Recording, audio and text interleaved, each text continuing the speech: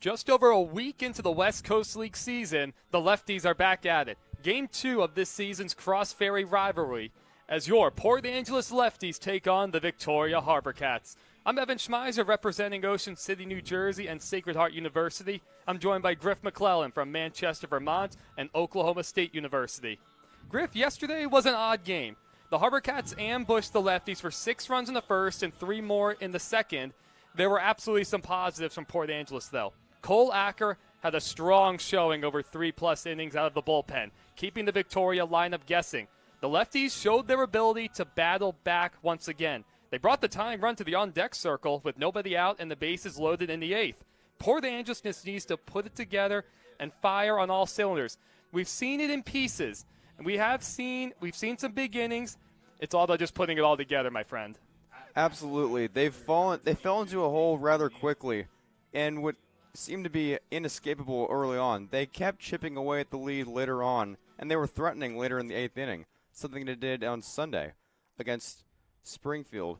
Today, it's a whole new ballgame, folks. Don Pito's first pitch, and Nick Dumanil hits him right on the elbow guard. So 1 pitch and a man aboard for the Harbour Cats.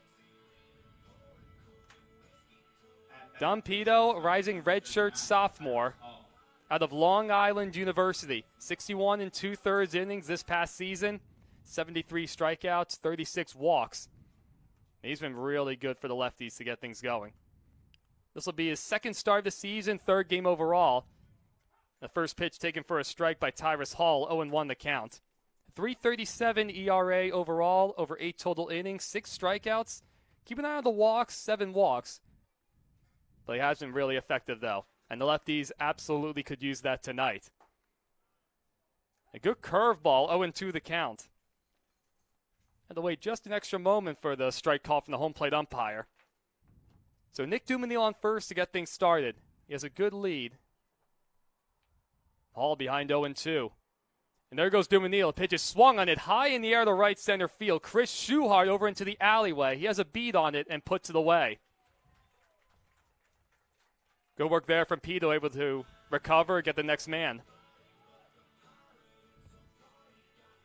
A great way to start for these lefties, getting a quick out. Looking to limit some early inning damage at least, and keep this game relatively close throughout. They'll bring up Jack Johnson. As he settles in, we'll take a look at the rest of the lineup. Tyler Davis will hit cleanup, followed by Cam Cayley, and there goes Dumanil. Pitch taken for a strike. The throw down on the hop, not in time. Stolen base from Dumanil. Kyle Hepburn, the DH, will hit 6th, followed by Marco Piricello batting 7th. Russell Young, the catcher, hits 8th. Brandon Green will round out the order for the Victoria Harbour Cats.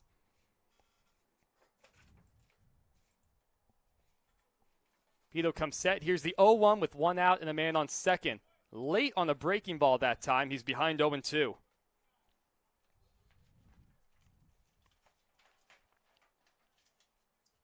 A windy start to the night. 22-mile-per-hour steady winds. We'll definitely be seeing gusts over 30 miles per hour as the night goes on. That ball's towards on the left side. Choi up with it. Big throw hop over the first on the hop. It's not in time. It gets away from Alsop, and that'll kick into the dugout. And crossing the plate on the play, Nick Dumanil will be rewarded home plate as the ball bounced out of play. So it looks like that'll be a base hit for Johnson and then an error to allow the runners to advance. So no RBI on the play for Johnson. A really unusual sequence we just witnessed, and just like that, the Harbour Cats finding another creative way to score a run. So it brings up Tyler Davis. Harbour Cats back out to an early lead, but a good curveball taken for a strike, though.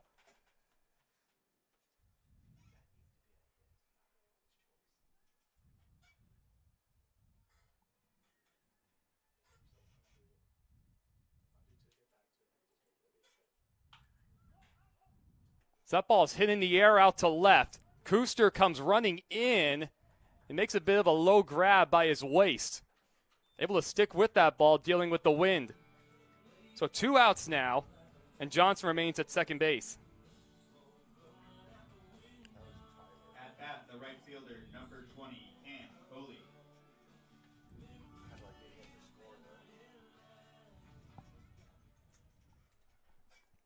That brings up Cam Cayley. He'll settle into the left-handed batter's box. Definitely more of a right-handed batter's day. Just with that ball, just with the breeze coming off of the straight behind us. Ball could be flying out to left today. The breeze has calmed down just a little bit compared to earlier. Boy, it was whipping all sorts of ways. I mean, it's still whipping right now, just not quite as much. 1-0 pitch. Taken for a called strike, 1-1.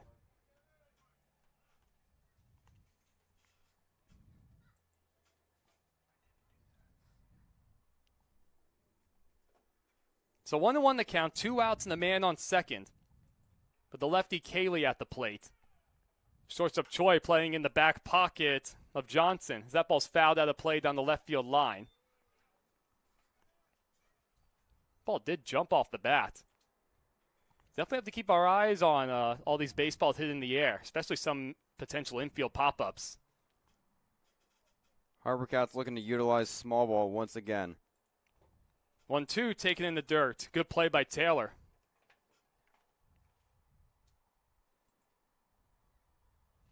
So the second baseman Nunez playing a couple steps into the right field grass. Choi at shortstop. Good to see him back playing a little more shallow. 3-2. Beg your pardon. 2-2 the count. No, but it is 3-2. My apologies, ladies and gentlemen. Kyle Hepburn waiting on deck. The Harbour Cats lead 1-0. Taking advantage of a hit batter, infield single, and an error.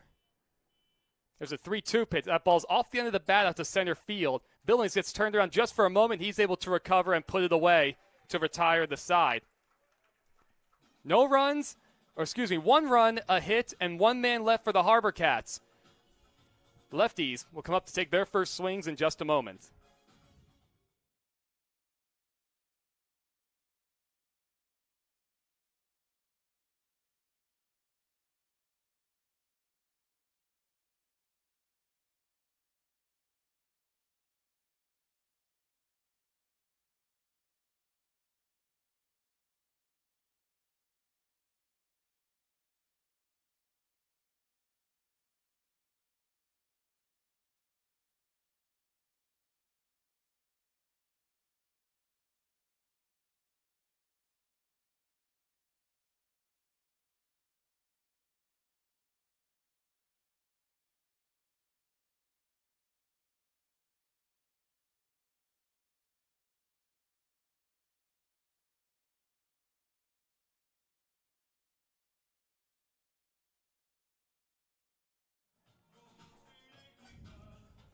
Once again, we welcome you into the broadcast, everybody. Except for the bottom of the first inning, lefties will take their first several swings.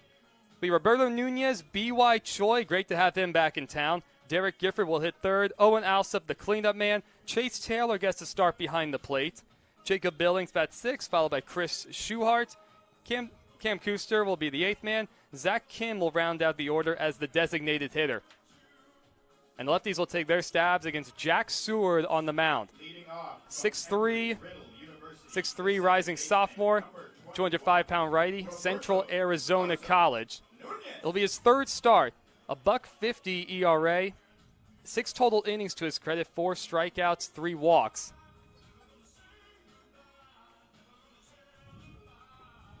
He'll be working with an early 1-run lead.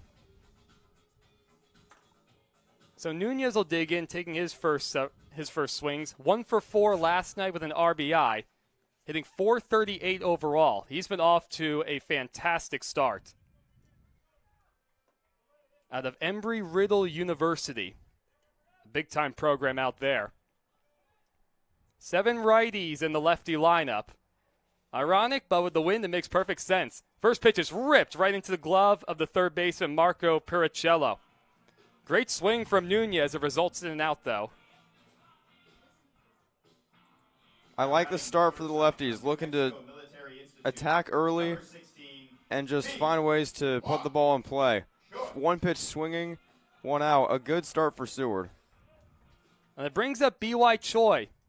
He's been out of the lineup the past few days as he's behind 0-1 in San Diego for a Major League Scout camp. Tremendous opportunity for him. Of course, we hope everything went well. He got in late last night. He's been a busy man as he's behind 0-2. Successfully transferring from New Mexico Military Institute, coming off a 15-homer campaign. He'll be playing for Dallas Baptist University next spring. He's got a bright future ahead of him, and these Lefties fans are excited to have him back. Although 2 pitches high, 1-2 the count. For the Lefties, though, Choi's looking to get it going. He's started the year 3 for 25 out of Seoul, South Korea. Former draft pick of the Korean Baseball League. 1-2 pitch. He's going to be rung up on a borderline outside strike. Choi not happy with the call, but it's 2 up, 2 down for the Lefties. At bat, the third baseman from Howard. That'll bring up Derek Gifford, Number 7, Derek Gifford. rising sophomore out of Howard Payne University.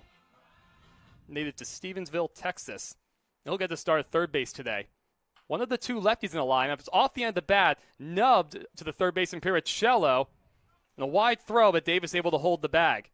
So 1-2-3 go the Lefties in their half of the first. Harbour Cats stake to a 1-0 lead early.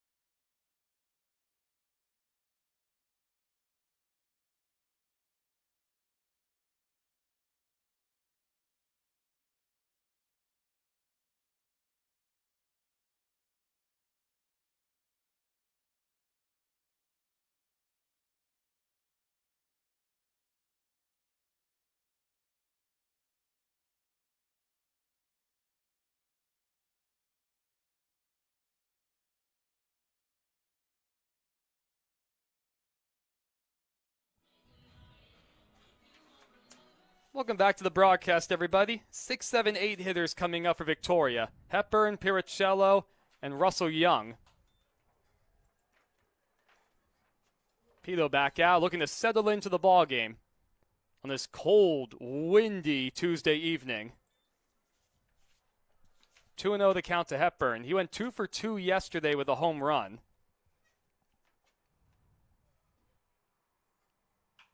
The big swing right there. That ball's popped up, foul territory behind home plate, and it lands on top of the screen. Mentioned it a couple times in the early going this season. So you have a screen kind of hanging over the top of home plate. As the summer season wears on, that screen's meant to replace the chain link fence. But for now, some of those pop-ups that otherwise would be around home plate, we're going to get some foul balls that otherwise would have been outs. It's an essential part of this stadium, to put it mildly. Great feature. Occasionally we'll get some balls that go out of play and leave some fans happy, as the Lefties fans surely are thrilled to be here this afternoon. So here's a 2-strike pitch coming to Hepburn from Pito, and that misses high. 3-2 the count. Start this second. That pitch misses low, ball 4. So a leadoff walk issued to Hepburn after Dumanil led off the first inning with it being hit by a pitch. They'll bring up the 7-man Marco Piricello, a rising senior out of Fresno State University. So the Harbour Cats looking to manufacture another run. Lefties would love a double play ball. The first pitch misses low. Speaking of the Lefties defense, let's take a look at them. Derek Giffords over at third. B.Y. Choi making his return to shortstop. Roberto Nunez is the second baseman. Owen Alsop is at first. Chase Taylor behind the plate. It's Cam Kuster in left. Jacob Billings, the center fielder. Chris Schuhart in right. And, of course, Dom Pito on the mound. Pitching in this second inning, earning the start for the Lefties. Boy, check out that tree griff in right center field. I mean, we can't exactly hear things moving right now with the wind. 2-1 the count, but oh goodness. Oh goodness indeed, and we should mention it is very sunny out except for right field, completely covered in shadow.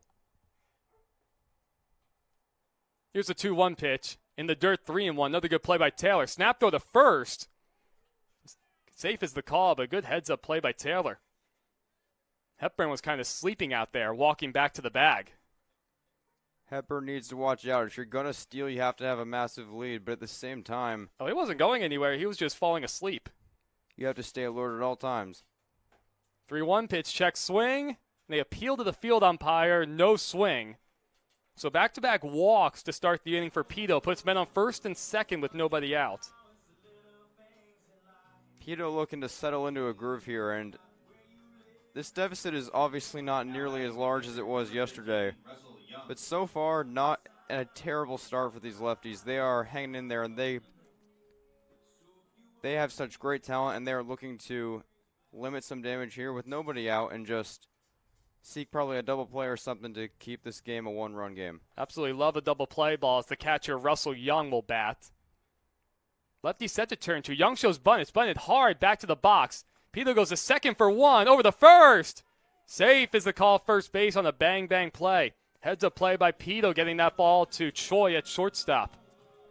And a poor bunt from Young. You have men on first and second. You want to try and bunt that ball over to the third base side. That one was just hit hard right back to Pito. Give him a lot of credit, though. Athletic play, getting off the mound, and getting the middle runner. Give him lots of credit. Not an ideal bunt, but it worked for the Harbour Cats as they now have two runners on first and third, with still nobody out. So it brings up the 9-man Brandon Green. The middle infield will look to turn two. Gifford at third, playing about a step beyond the third base bag. Playing fairly off the bag as Taylor comes out from behind home plate to issue some signs. Alsop, of course, holding the runner at first, being Young.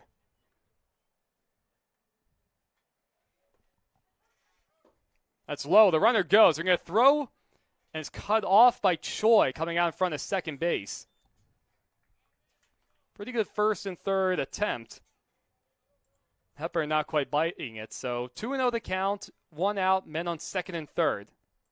The Harbour Cats continuing to steal bases. We've seen it a lot this season. That's on the inside corner for a called strike one. And those called strikes, okay, I think I'm starting to get the hang of it. When the home plate umpire kind of straightens up, that's when you know he's going to call a strike. 2-2 the count.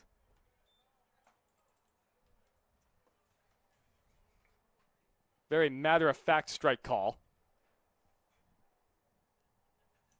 Peter would love a strikeout. 2-2 the count with one out. Now the infield comes in for the Lefties. The curveball, that's on the outside corner for a called strike three. Big time pitch from Pito right there. Now the Lefties infield can move it on back. Pretty emphatic sign from Nunez at second base. He's more than happy to back up to his normal spot. So far, two runners in scoring position for these Harbour Cats with two outs now. Another good play by Taylor, that being a fastball in the dirt. Dumaniel was hit by a pitch on the first pitch of the ball game. He came around to score in the first. Nunez playing quite deep at second base, even with a righty up.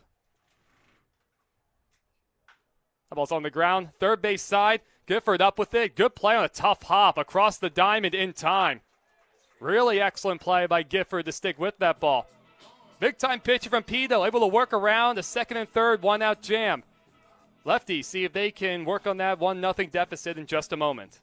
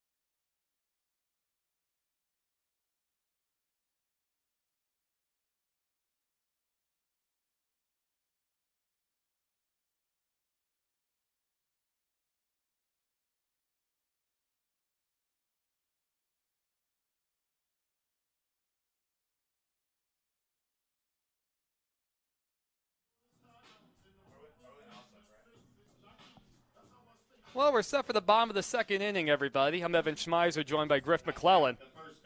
Just a moment ago, Don Pito was able to work out the second and third one-out jam. It'll be the heart of the order for the lefties. Owen Alsop, Chase Taylor, and Jacob Billings. Jack Stewart getting back to work. Alsop swings the first pitch. High bouncer out to shortstop. Hall up with it. Plenty of time to get Alsop at first. Alsop coming off of a 2-double day yesterday. Ends up making a first pitch out. And as Taylor settles in, we'll take a look at the Harbor Cats defensively. It's Marco Pericillo at third, Tyrus Hall the shortstop. The second baseman is Brandon Green. Tyler Davis is over at first. Jack Johnson's the left fielder. Nick Dumanil's in center. Cam Cayley is the right fielder. Russell Young behind the plate, and Jack Seward on the mound, working his second inning.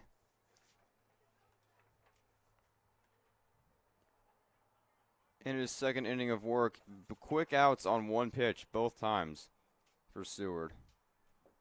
Here's the 0-1 with one out. Upstairs, 1-1 the count.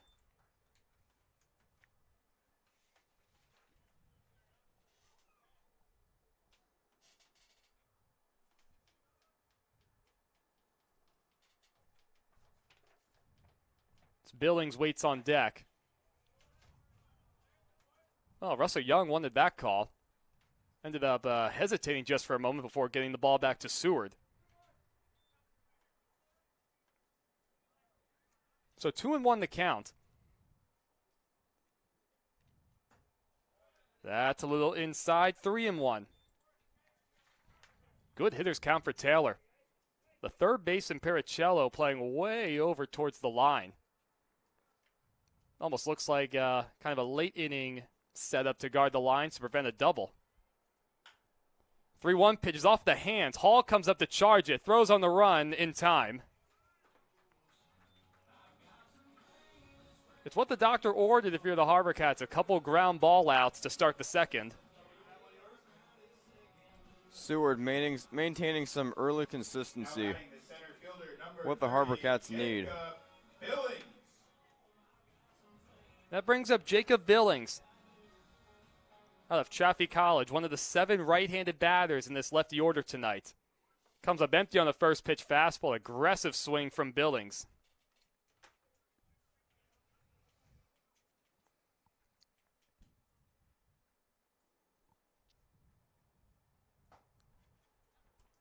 Oh, 0-2 the count on a called strike. Billings had a great day yesterday, 3 for 5 with a home run. And that was a shot out to left. If he's able to get the ball up in the air again like that, it'll be out by a long way. We could be seeing a lot of balls hit toward the left side. As we mentioned earlier, it's quite a windy night in Port Angeles. So 0-2 the count now, 2 outs and nobody on. As expected, the left fielder Johnson playing quite deep. He's in that nitro zone. Well, that pitch in the dirt. And the on-deck batter, Schuhart, will go, nope, it's not Schuhart. It was going to be Schuhart. Somebody else goes to retrieve it now. Looks like that might have been Ethan Young to go get it. Young getting at least the early part of the evening off. Give him a little bit of rest, especially a left-handed bat on this windy day. Might have broken his bat. Soft ground up the third base line. Pericillo charges, throws on the run, and that one's in time. 3 straight ground ball outs. The lefties go down in order in their half of the second. 1-0 Harbor Cats through 2.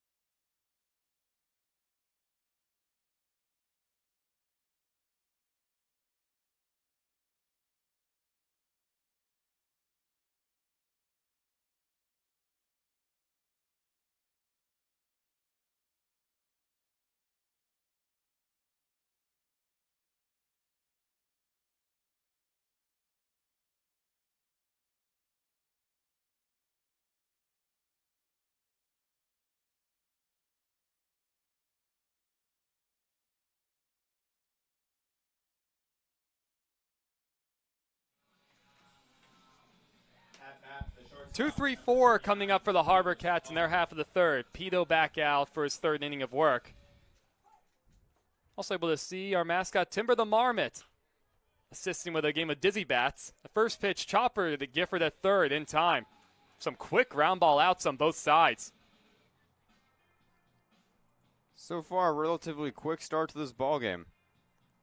The first 2 innings of work last night took almost an hour to complete. Now we're already almost a third of the way through the game.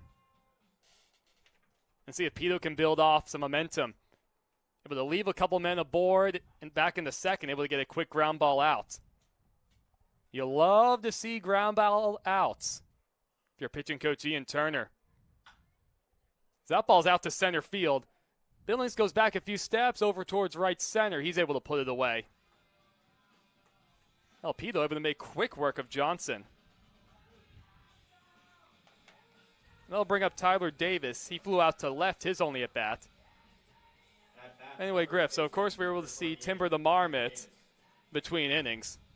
Did you know what a marmot was before you got out here? I had heard the term from visiting national parks before, but I was never quite sure exactly what it was. Before I learned it was a marmot, I figured it was some kind of a beaver or something. I wasn't entirely sure. Looking at pictures, it kind of reminded me of a much smaller capybara. You know what a capybara is? I do, and I believe it's found in Australia, commonly. Oh, I remember growing up and seeing it at my zoo. That was my favorite thing. It was just so friendly. Marmots seem the same way. I've encountered a couple marmots just going out for runs. Just going along the Discovery Trail, and every once in a while, depending on the day, just see one just kind of scurry across. 2-2 the count. Whoa, Davis ends up almost falling over swinging at that one. Took a hard cut indeed, just looking to break this consistency by Pito early on. Well, safe to say Pito had him fooled on that one. Here's the 2-2. He takes a curveball low. So it loads the count 3-2. Pito looking to work a 1-2-3 third. Foul tipped off the mask of Taylor. Might have gotten a piece of the home plate umpire, too. Tried to go with a fastball that time. Yeah, let's see. I've seen my share of marmots. Also a few smaller snakes on my runs. Not the most fun thing. So that curveball is a little upstairs, ball 4. So a 2-out base runner for the Harbor Cats. Already the third walk from Pito, along with hitting Dumanil back in the first. At bat, the right fielder, number 20. I did mention it earlier. Walks are really the only thing that I've seen that you keep an eye on with Pito. First pitch is hit foul out of play by Cam Cayley. Cayley flew out to center, his only at bat. Pito doing a great job. Only 3 walks allowed, but keeping this team in it early. Well, and Pito steps off. All sorts of dancing from Tyler Davis.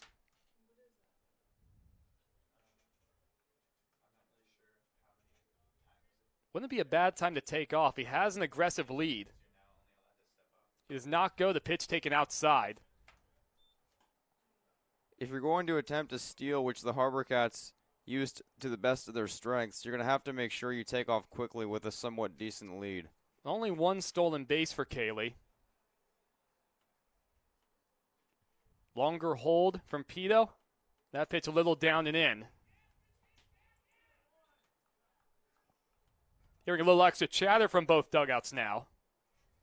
It's a great thing to see, a little bit of back and forth. So 2-1, 2 outs, and a man on first. That one's off the end of the bat. It's popped up. Look out for the wind. Kuster comes over towards the line, makes the catch in fair territory. Boy, that ball did travel pretty well. So Pito able to work around the 2-out walk. No runs, no hits, and a man left. Pito set into a bit of a groove. See if the lefties can work on this 1-0 deficit.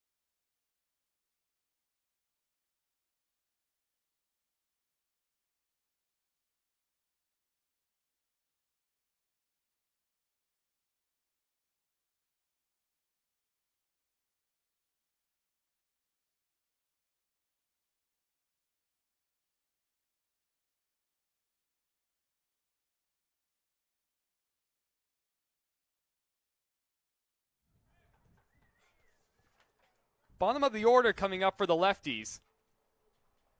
Jack Seward able to set them down 1-2-3 in the first couple frames. Suchard swings to the first pitch, and the third baseman Pericello would make the play. Lots of early swings tonight both ways and a lot of ground ball outs. Both pitchers showing consistency with forcing a bunch of ground outs. At bat from the Oso County Community Minimal College, action left fielder, at the number plate for 1, both teams Cam to begin Booster. this game. And look, once again, ground balls, that's what you want if you're any pitching coach tonight. Cam Kuster takes a strike at the knees. Kuster went 1 for 5 last night. 3 RBIs to his credit this season. Hit the ball hard a couple times. Saw some really good swings and a pretty good one there. Comes up empty though. Kuster, a rising sophomore out of Neosho County Community College. Local kid. Here's the 0-2 pitch. That's a little low, 1-2.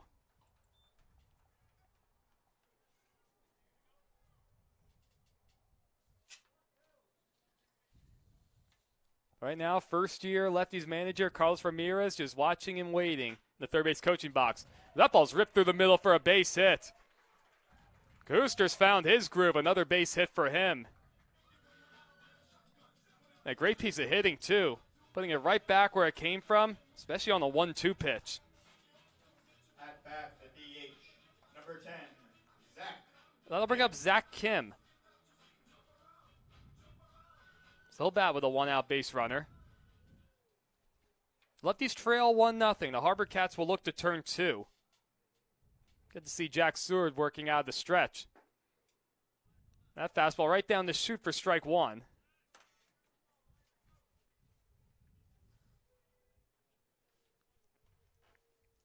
A lot of room at the hole on the left side.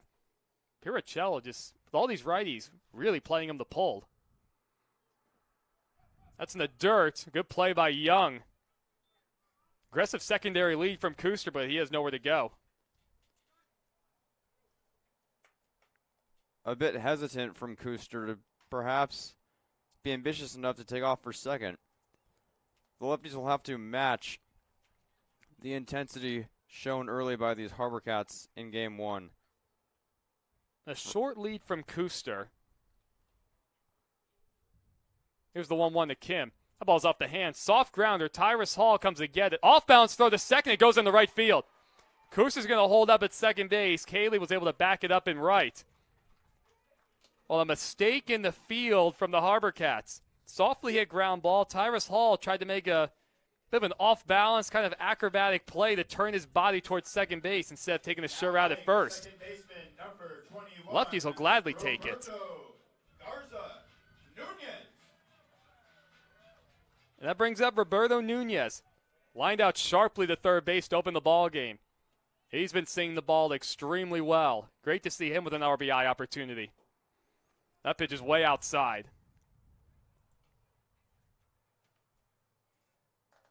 The lefties keeping their fans optimistic in the bottom of the third inning as they look to threaten with runners at first and second with 1 out. A really good opportunity. Nunez at the plate, Choi on deck. And a long look at Kuster at second as time is called.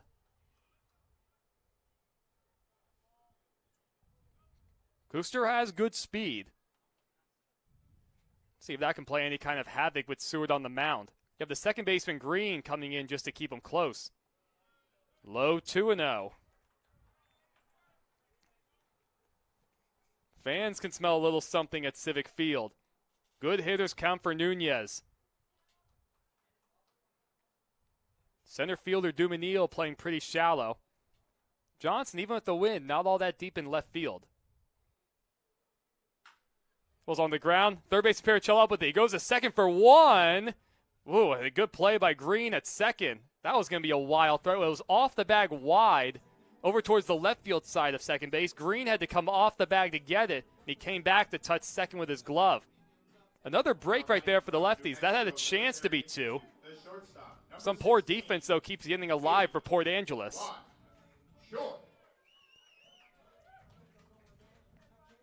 So 5-4 for those keeping score at home.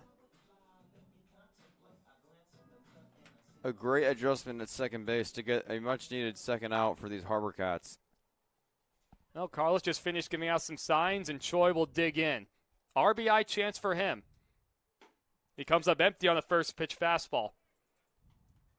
We saw Choi pick up a big RBI single back on the home opener.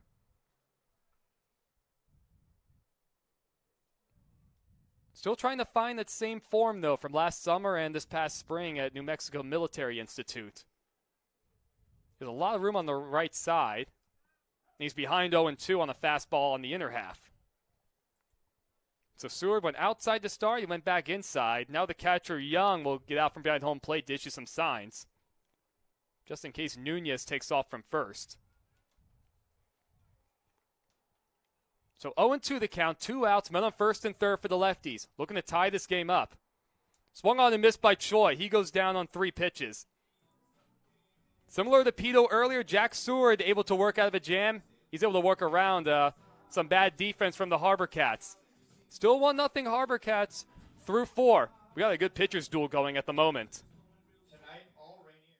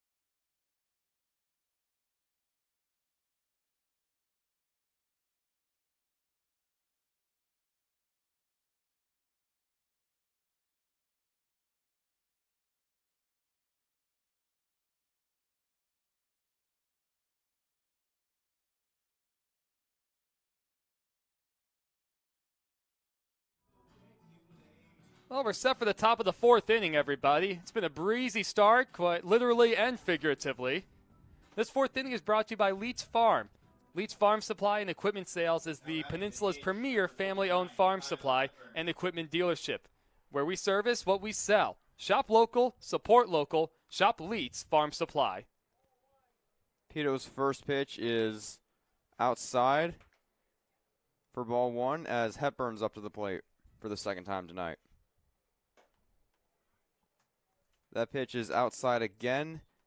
2-0 the count early for Hepburn. Pito in a groove here, as we mentioned. Figuratively and literally a breezy evening. I had to take just a moment to button his jersey top back up. Hepburn with a moonshot to left field last night, looking to cause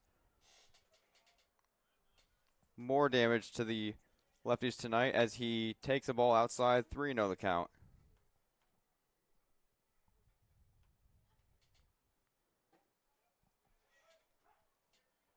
Hepburn does not get the green light to swing on this one.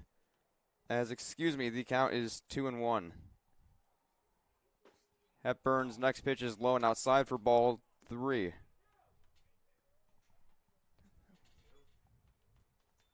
I beg your pardon. We have a full count as Hepburn pops that one up to the second baseman Nunez for the out.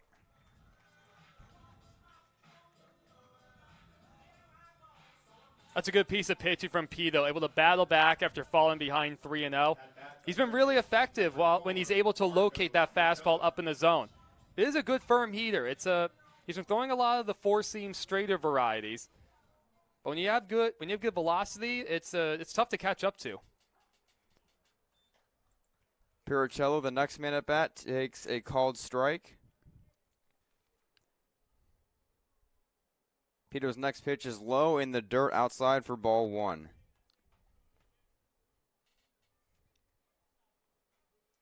Harbor Cats quiet to begin these first 4 innings, drawing a couple of walks as Piricello swings and misses at that one, swings too early.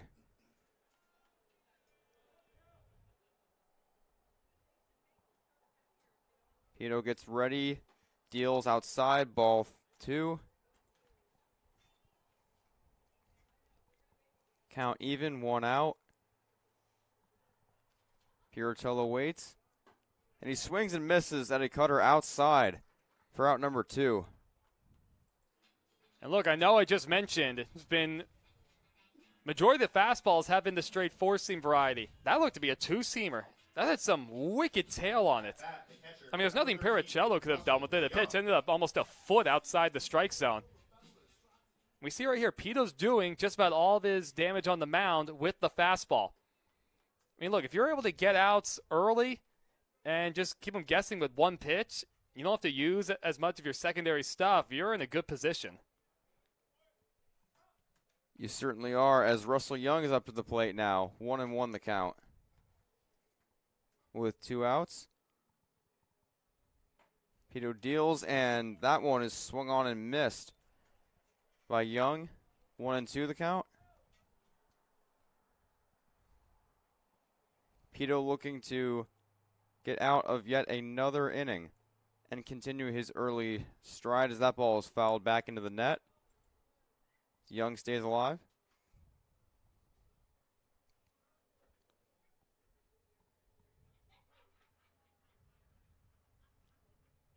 Pito's next pitch is hanging high and outside for ball 2. Even count, bases empty, 2 outs. Pito's next pitch is grounded foul into the left side. Boy, Pito does look comfortable, though. I mean, he got that next baseball right back, ready to go. You talk about a guy in a groove. In a groove, but that one misses the upper strike zone for a full count now, 3-2. Yeah, he's missed up just a couple times with that breaking ball. Pito's next pitch is swung on and missed by Young. A 1-2-3 inning for Pito. He's feeling it right now, as the lefties feel pretty confident heading into the bottom of the 4th.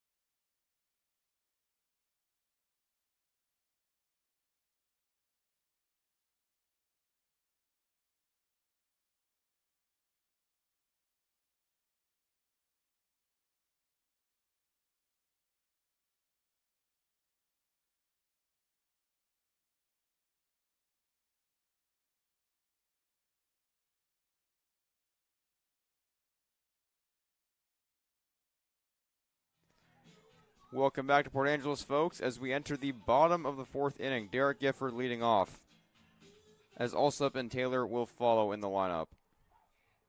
Both pitchers in a groove right now, as Seward deals. That ball is lined to right center field for a base hit, as Gifford reaches early for the lefties, quickly threatening in the bottom of the 4th.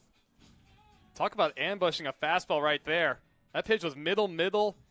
Gifford had a good idea it was coming and made it look like it was batting practice. That ball was scalded in the right center. That ball was just drilled into the gap as Gifford successfully reaches first. Alsup takes a called strike. 0-1 the count. Awfully glad if you're a Lefties fan to have Alsup up with a man on base. He's seen the ball very well recently.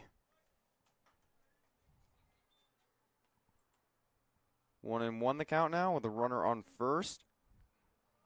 Especially a big, powerful bat out of the right side, the way the wind is picking up to left field even more. Goodness, I've even seen some of the banners kind of come up flush against the fence. That pitch just misses the outside corner. Excuse me. A late call from the home umpire. As the count is 1-2, still nobody out for the Lefties. Alsup with a 1-2 count. The pitch is inside, then it hits Alsup as he will advance to first. Two batters successfully reach base to start this bottom half of the fourth inning.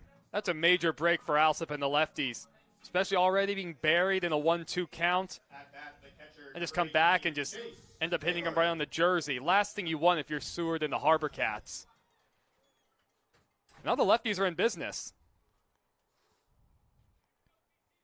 They certainly are there. Finding their stride in this fourth inning with a golden opportunity to take the lead or tie. That bunt is lined near the third base area.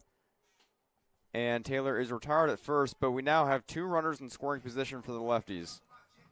A great opportunity to take the lead right here with a base hit. Well, first of all, an excellent piece of small ball from Taylor. You got a great fastball, easy pitch to bunt, all things considered, towards the middle of the plate. He angled his bat precisely. That's exactly how you want to do it. Especially trying to get a man to third, make the third baseman come fielded. There's no way he can get the lead runner. Taylor made.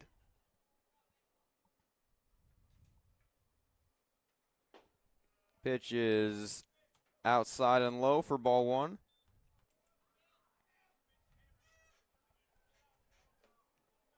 Seward looking to prevent any damage, was in a groove, now finding himself in a pickle with runners on second and third.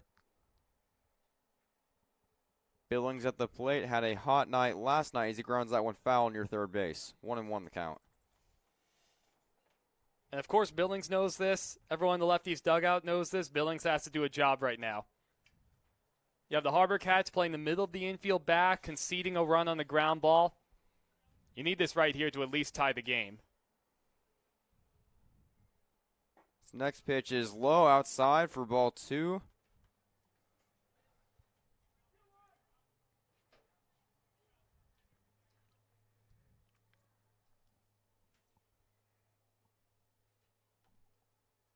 Seward getting set. Deals, that ball is chopped foul, 2-2 the count. Now if you're Billings, you're going to have to make that adjustment. We saw two good aggressive swings from him early. He's going to have to get a little bit closer to the plate as anything he can just to get a ball on the ground. Heck, if you get one in the air towards the left side, it'll go a long way. This next pitch is grounded foul again, as Billings is able to stay alive in this 2-2 count. Still only one out, two runners in scoring position for the Lefties. Looking to get this crowd in it and excite their fans.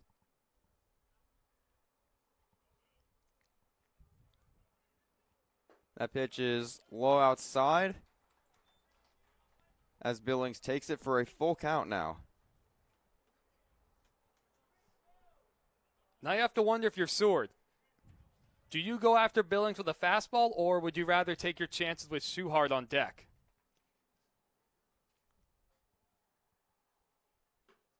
He goes with an inside fastball that just misses. So the base is loaded now for the Lefties.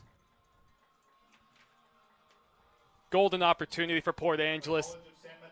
You definitely want to make this one hurt. Already with a hit batter and a walk this inning. Potential for the Lefties to put up a crooked number.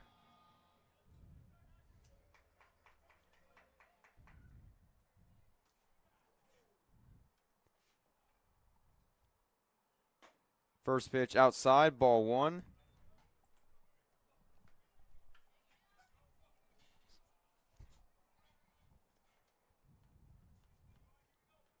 Beg your pardon, strike 1 with the bases loaded.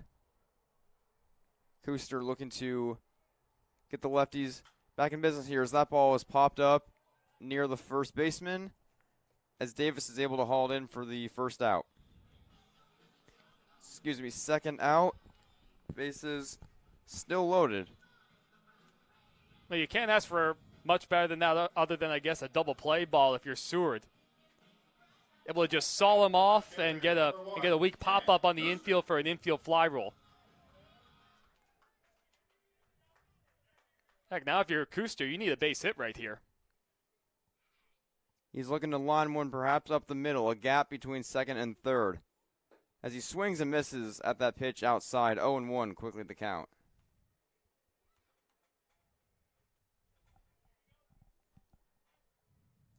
And we've seen through this first homestand, this has just been a difficult position for the lefties. They've been effective at getting guys on base, especially third base with less than 2 outs, but getting them in has been a different story. That next pitch just catches the outside corner for strike 2. 0-2 the count, 2 outs. Kuster looking to deliver.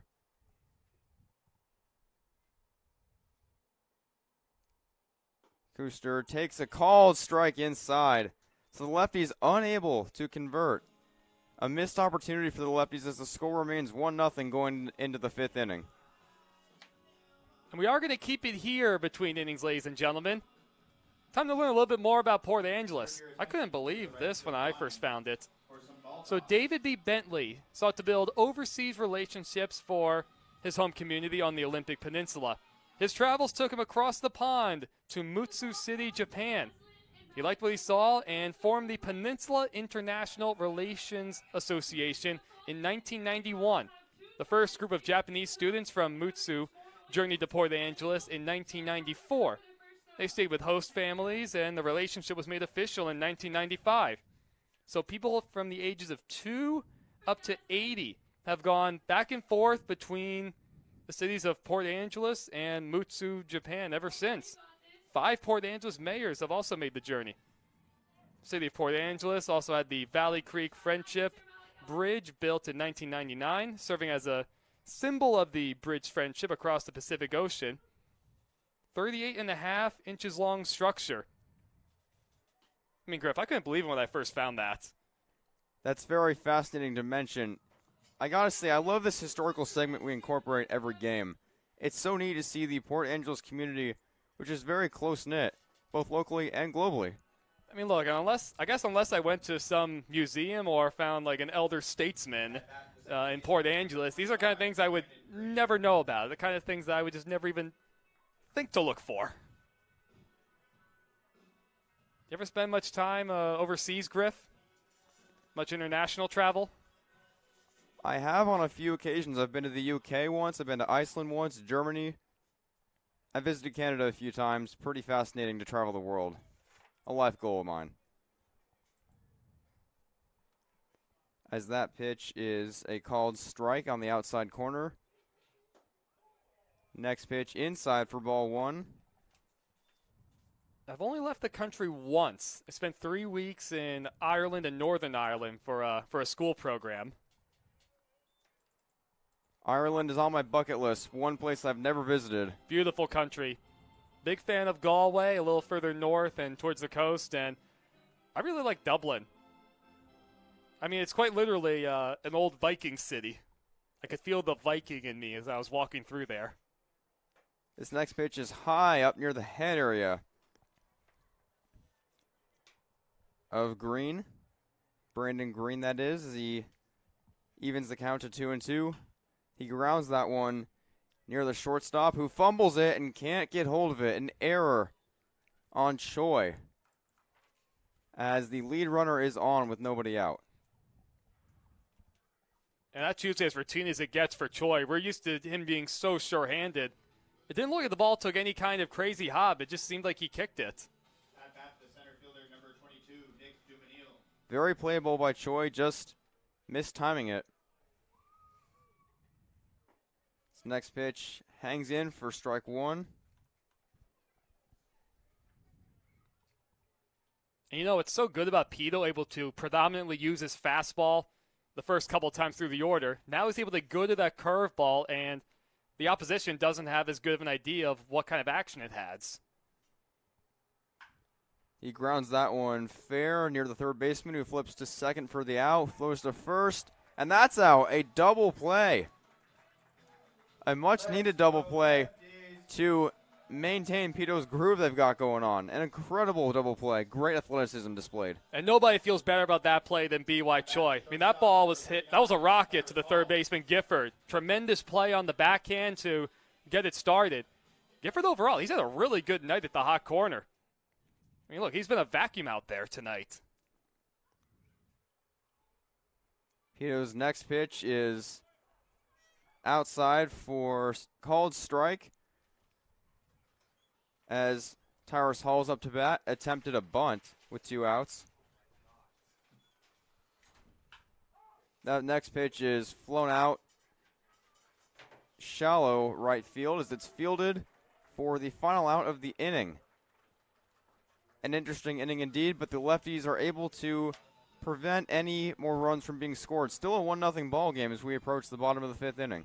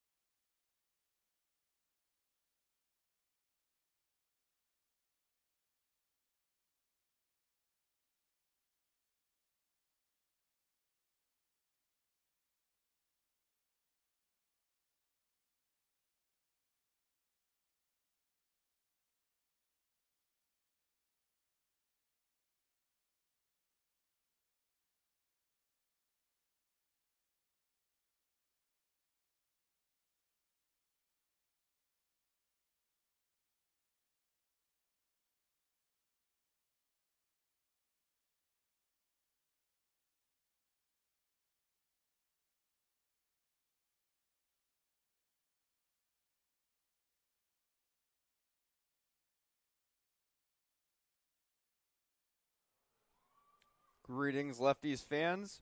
From wherever you're watching, we have a 1-0 ball game in the bottom of the 5th inning. As that pitch is outside for ball one.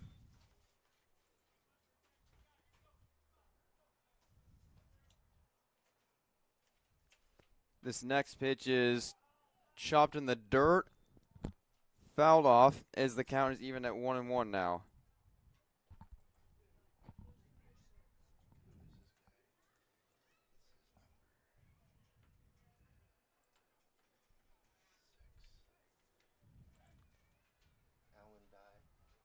Looks like Alan Day is taking over on the mound.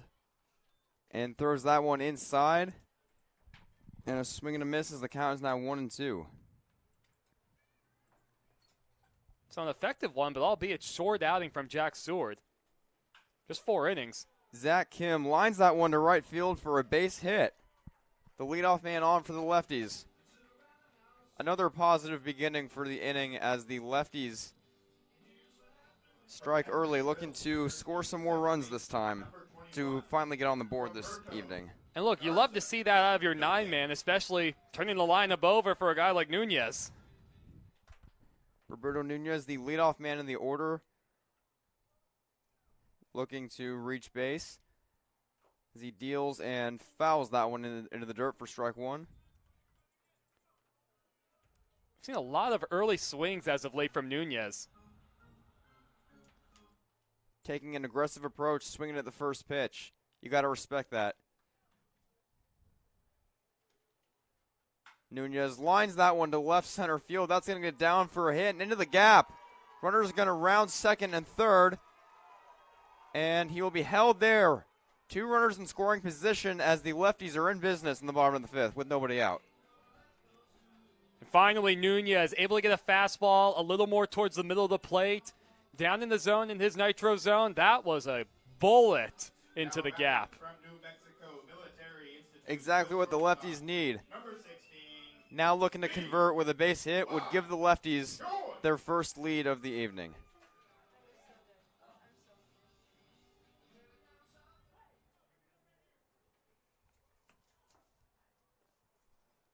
What a golden spot for Choi right now. First day back in town after a few days in San Diego, the Major League Scout Camp. Boy, how much would the fans love this if he's able to deliver a 2-run single. An ideal situation for Choi as he takes that pitch outside for ball 1 to even the count.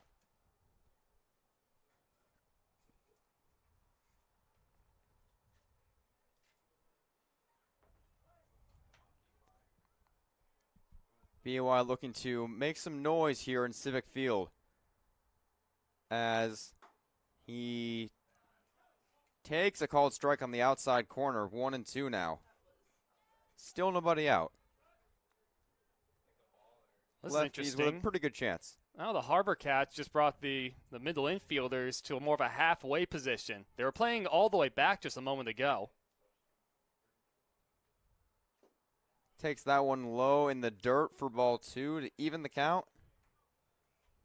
2 runners in scoring position. The lefties looking to make some middle of the game damage here.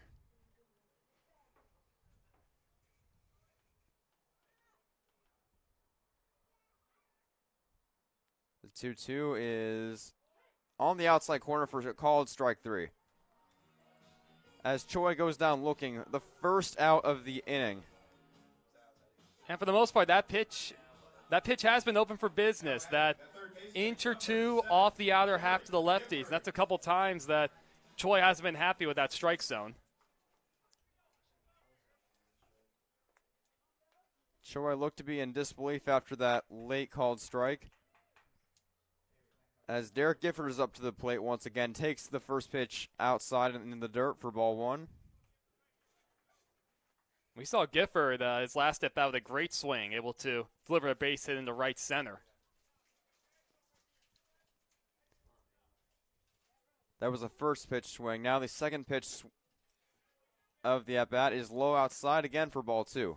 And now if you're Gifford, you got to look for that same fastball from earlier. Something out over the plate to get his arms extended, preferably toward his thighs, and just get an aggressive swing at it. Aggression is a key term for these lefties as Gifford takes a called strike.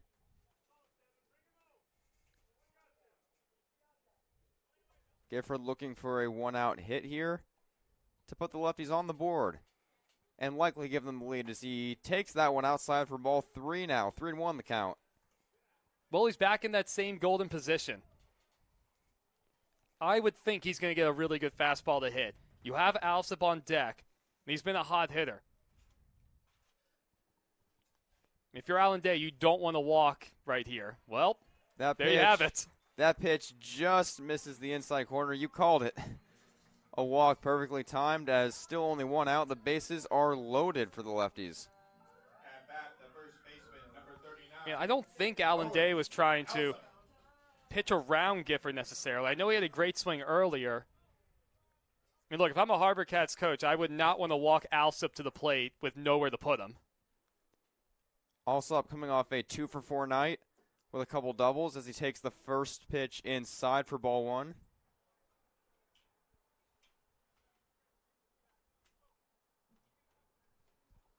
Yeah, nowhere to put him. Nowhere to put him, my friend. Alsop grounds that one near the third baseman, and nope. Take that back. It was grounded foul. Appeared to be put in play there, as it looked to be a fair ball from my angle. Oh, look, that ball just hit right off. Guess it might have been the foot or the shin of Alsop. That's no fun. Yeah, Alsop will take a walk around just trying to shake that off. Yeah, we've all had that happen a few times in our day. Especially, we have a colder night. It's in the 50s. That's going to sting just a little bit more. Goodness, sometimes that takes a little while to get rid of that one. It's one of those you might feel it the next day. Also, pops that one to the right side. And it's going to drop for a hit as the run will score for the Lefties. Wow, what happened there? Just a miscommunication from the Lefties, the Harbour Cats outfield as a run scores to tie the game. That's got to feel good for these Lefties. I mean, look, the Lefties needed a break more than anything. And you have a completely routine pop-up right there. I mean, I don't know. I'm surprised that the first baseman Davis didn't go out to try to get. I guess he thought that ball was hit a little bit harder further in the right field, but the way the wind is going, anything hit out to right, that's going to get completely knocked down. I mean, it would have been a long run for Cayley to come get it. I guess Green would have been the only other guy with a good shot at it. I think it's just one of those situations where everybody's looking at each other, wondering who's going to make the play, and then nobody makes it. That one.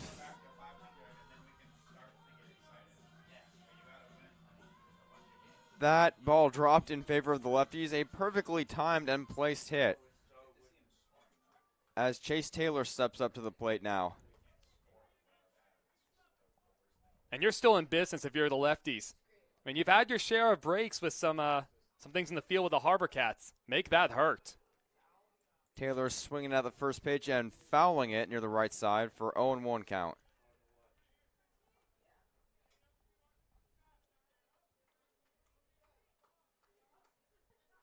Taylor looking to give the Lefties the lead here and bring these fans at Civic Field up on their feet as he swings and misses at that outside. 0-2 the count. Well, Taylor's going to have to make that adjustment on that fastball. He ended up late at that one, so perhaps he'll have to just try and start a little bit sooner.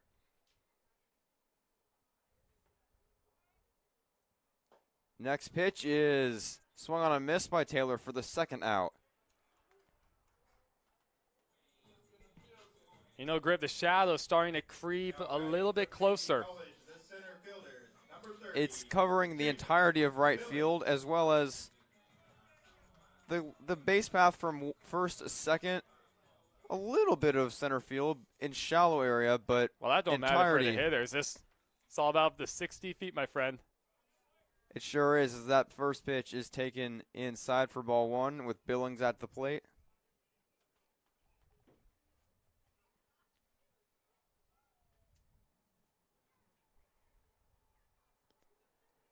Billings looking to smash one up the middle perhaps as he takes a called strike inside in the inside corner.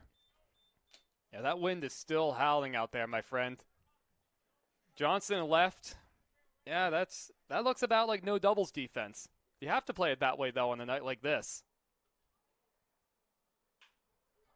Billings swings and flies out to the second baseman Green to limit the damage. We have a tie ball game in the bottom of the fifth. The lefty is unable to take the lead, but feeling pretty good after at least tying it.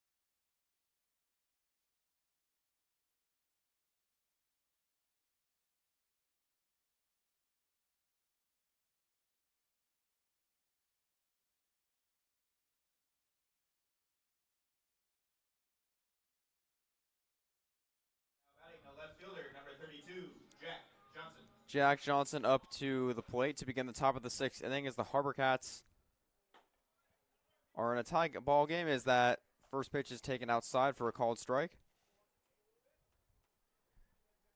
Johnson opens, soon to be followed by Davis on deck and Cayley in the hole, as that pitch is in the dirt outside for ball 1.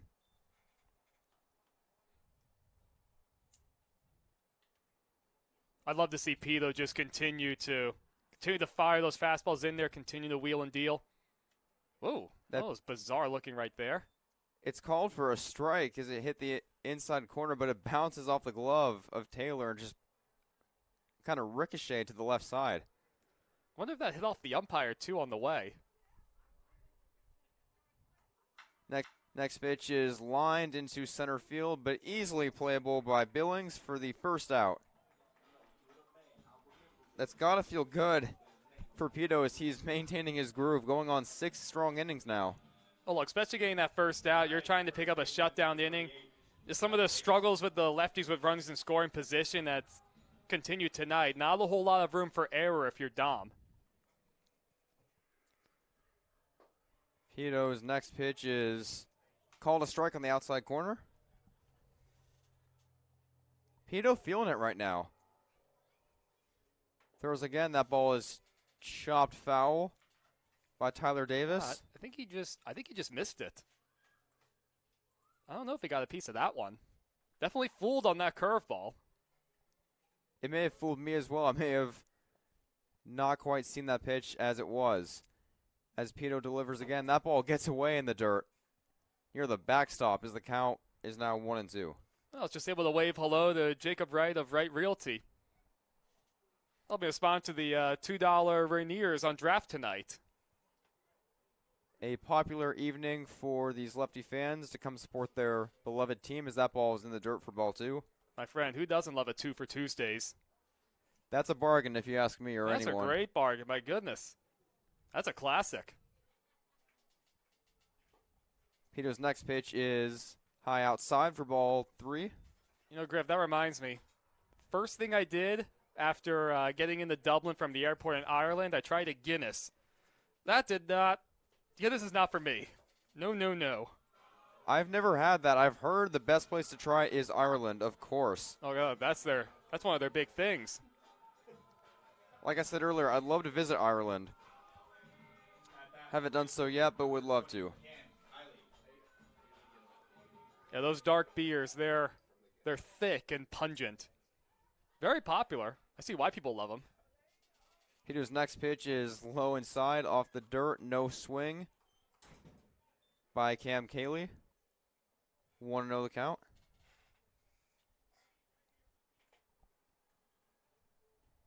One out for these Harbor Cats. The lefties have to keep potential stolen bases on their radar as that ball is called a strike on the outside corner. Oh, there is somebody up and loosening in the lefties' bullpen, just in case. Pito's next pitch is drilled into the gap in right center field. That's going to get down. And runners will advance to second and third. Now they're waving a runner home to get home to the plate. A close play at the plate, and he is safe. Davis able to beat the throw and give the Harbor Cats their lead back.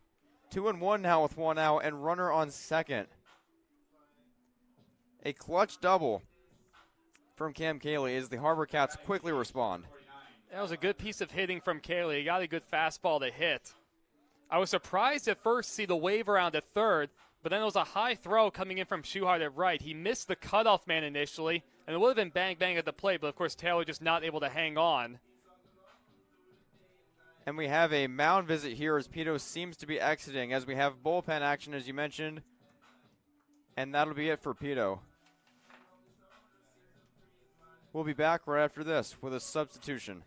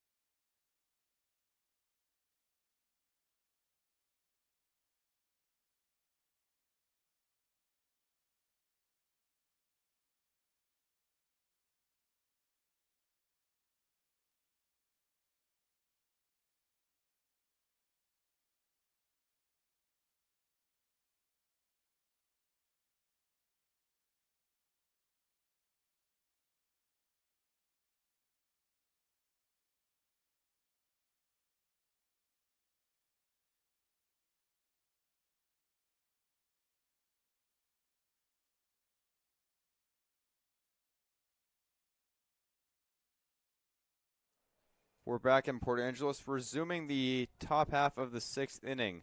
The Harbor Cats up 2-1 as Hepburn steps to the plate, the designated hitter for the evening, as he takes the first pitch outside and high for ball 1.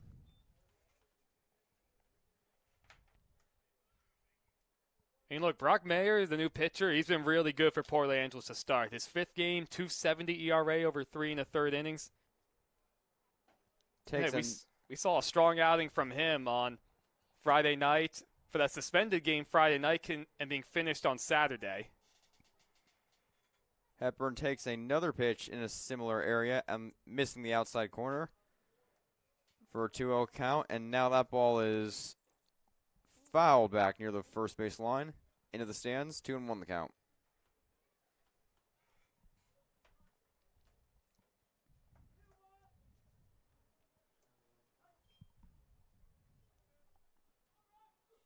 Hepburn with a home run last night, adding to this lethal offense from the Harbor Cats.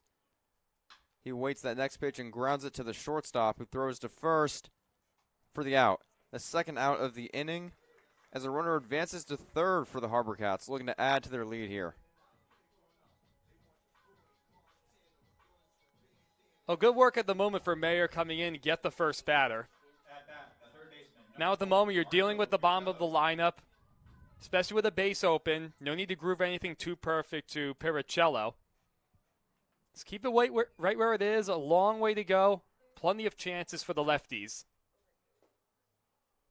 That first pitch is called a strike on the inside corner.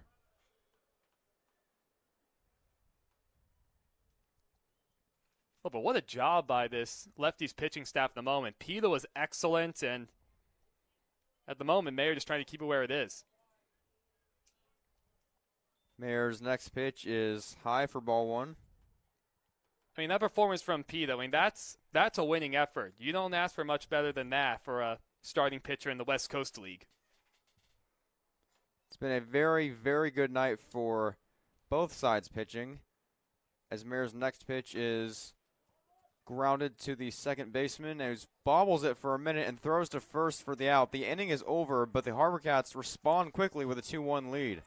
We'll be back with the 6th inning right after this.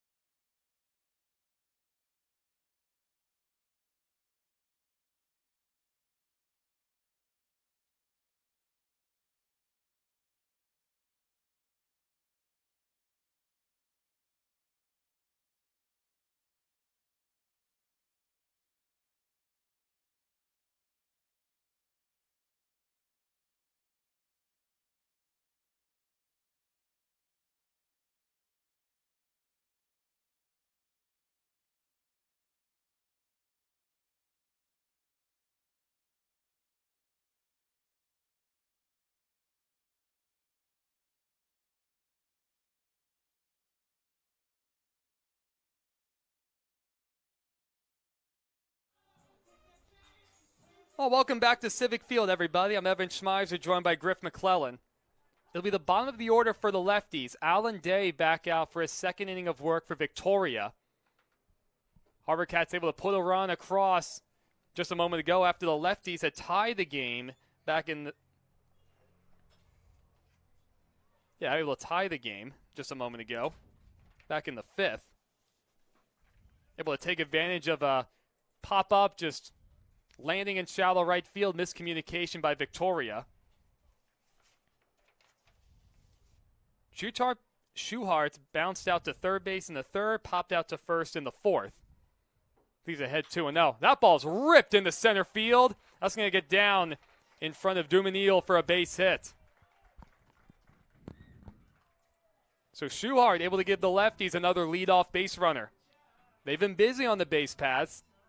Still trying to find their groove with runners in scoring position, but credit to them. They keep battling, giving themselves more and more chances. Exactly what the Lefties needed. Looking to respond once again in back-to-back innings. A perfectly lined shot by Schuhart. Kuster shows bunt, and it's a good one up to first. It's a hard bunt over the second. Safe is the call at second base. They're going to say off the bag. So Davis came charging him from first, and he chose to take a risky play trying to get the lead man at second. I thought there was no way he would try it and go for it. And Hall apparently came off the bag. It was close. It was a delayed call by the field umpire. I mean, it goes down an error on the first baseman, Davis. And the Lefties with a golden opportunity once again. Kuster was going to give himself up. Now showing bunt is Kim. He bunts that one foul.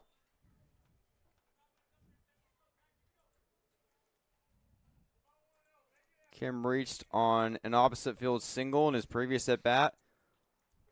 Looking to potentially tie the game with a base hit here. He'll need the line one again, similar to what Schuhart did 2 batters ago. Well, at the moment, looks like Kim just wants to advance the runners. He squared just a moment ago. Let's see if he does it again with the count 0-1. He does square. That ball's bunted. Oh, it's caught by the first baseman, Davis. Back to second in time for the out. Schuhart just got caught way too far off the bag. Kim butted that one hard and in the air, and with the corners charging, it was an easy play for Davis. Ended up having plenty of time to get Schuhart at second. So all of a sudden, 2 outs now, and Kuster's left at first. An unfortunate bounce for the Lefties, as they still have a runner on first, but take a mini step back.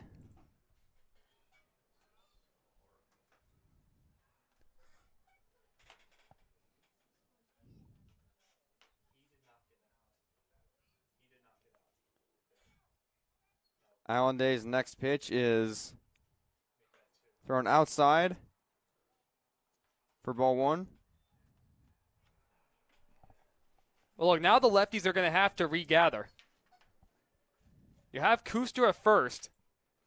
You have a hot Nunez up who doubled his last at bat. See if he can try and just keep the line moving. Yeah, that's an absolute gift if you're Day on the mound. A gift indeed as the Harbour Cats catch a huge break as they... Nunez pops that one up. Short right field. Cayley comes trotting in. He makes the call, and he's able to put it away. So the Lefties able to get men on first and second, nobody out. A double play on a bunt attempt ends up erasing that opportunity. Still 2-1 Victoria through 6 here at Civic Field.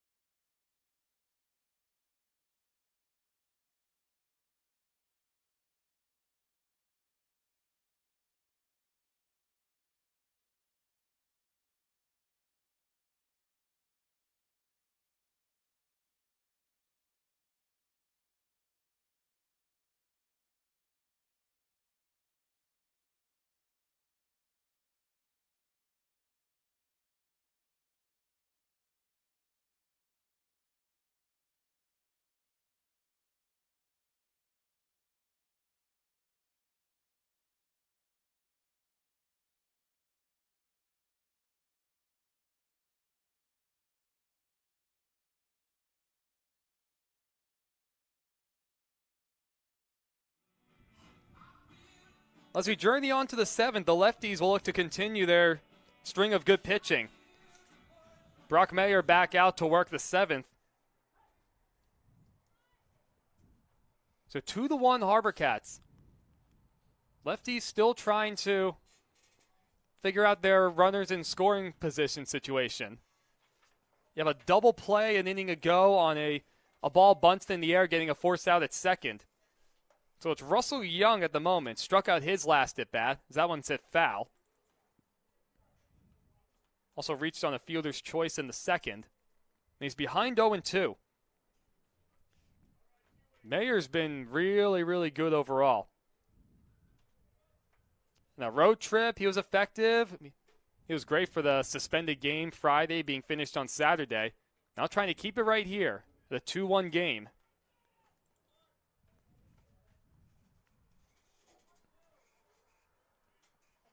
Lefties bullpen in action as they're looking to keep this Harbor Cats lineup from minimizing any more damage. And for the most part, the bullpen for the Lefties has been strong, regardless who's coming out of there. It's quiet at the moment. You just have a group of guys just sitting with their sweats on, just watching, waiting, observing. 3-2 the count. Mayer looking to keep the leadoff man off base. A 3-2 pitch, just outside. It was close, but a leadoff walk to Young. So far, we haven't seen any stolen bases tonight for the Harbor Cats. It's been a quiet night. But they're looking to change that and add some insurance runs here. Well, and all the credit for that, frankly. That goes to Pito and Mayer coming out of the bullpen and Taylor behind the plate. Showing bunt is green. It's bunted back to the mound. He's going to go to second in time.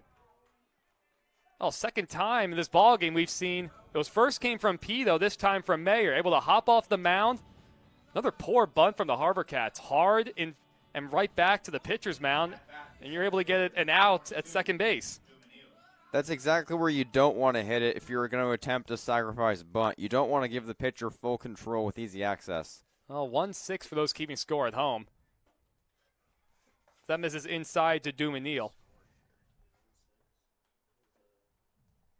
Not a great showing as far as small ball is concerned. Our first 4 home games that we've seen, even going back to the Drifters series, really good small ball all the way around on both sides. Good curveball as Dumanil comes up empty.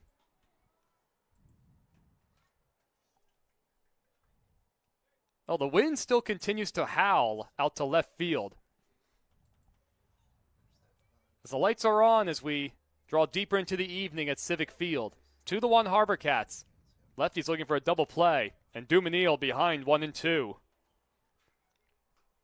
And we should mention the shadow again. The shadow effect now taking over the entirety of right and center field except for the warning track. Still a bit of sunshine there with most of left field still pretty bright. You know, we are at a point in the game where not easy with the sun for a third baseman or left fielder. And there goes the runner. Pitch swung on and missed. Throw down to second. Not in time to get Green. So Dumanil down on strikes. And Green able to steal second base. We mentioned it at the start of the first inning. The beginning of this top half of the 7th inning. When were we going to see the Harbor Cats' secret weapon of stealing bases? We just saw our first. Well, second stolen base for Green. It brings up Tyrus Hall. Hits the first pitch foul. He's 0 for 3 today. Bounced into a double play back in the third. Popped out his last at bat. You have Johnson waiting on deck. Who's hit a couple balls hard tonight, so you have to think that Mayer will be pretty aggressive with Hall. And the 1 pitch. That ball's line down the right field line. Schuhar is over. He's not going to be able to get it. He has to play on the hop. Green is coming around third. He's going to score as the throw comes in to second base. So the Harbor Cats able to add an insurance run. It's now 3-1.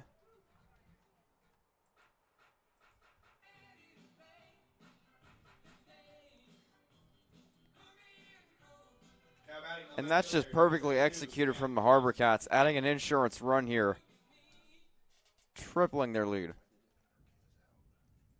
Well, it brings up Johnson. Mayer looking to keep it right where it is.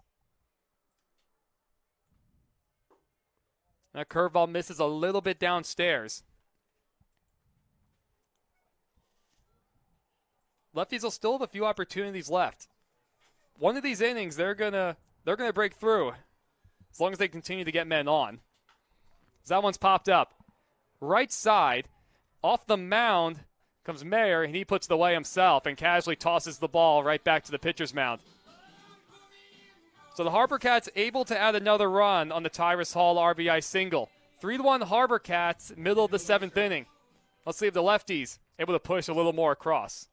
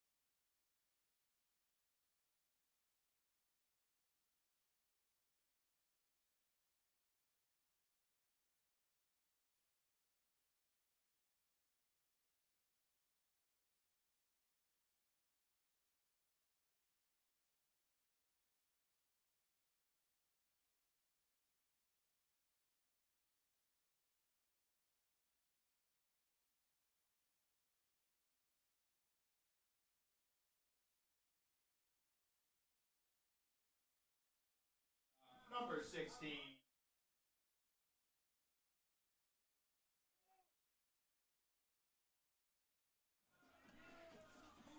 Well, we've entered the late stages here at Civic Field. 3-1 Harbour Cats. Lefties have threatened all night long. Only able to push the one run across back in the 5th, taking advantage of a break in the field. It's B.Y. Choi. He's behind 0-1. He's had a tough night coming back. 3 punch-outs so far. 3 for 28 to start the season. One of the premier players a summer ago. He's trying to find it. He works ahead 2-1. Trying to get on base. A pretty good swing there, but fouled back.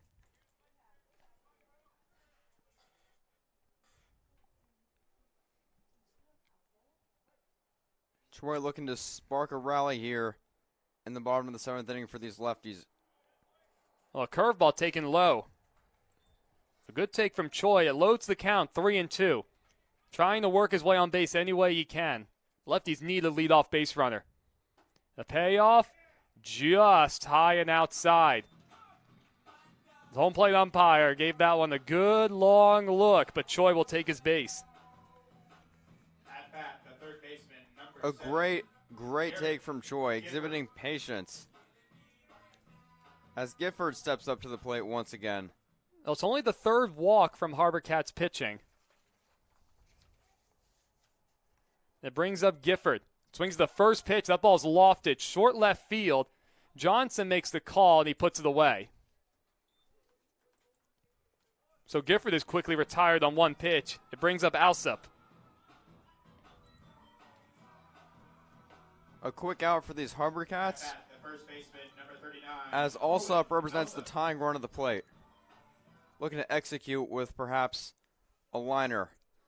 Well, an RBI single for him his last time up on a... That ball's ripped deep down the left field line. Back goes Johnson. And that ball is gone.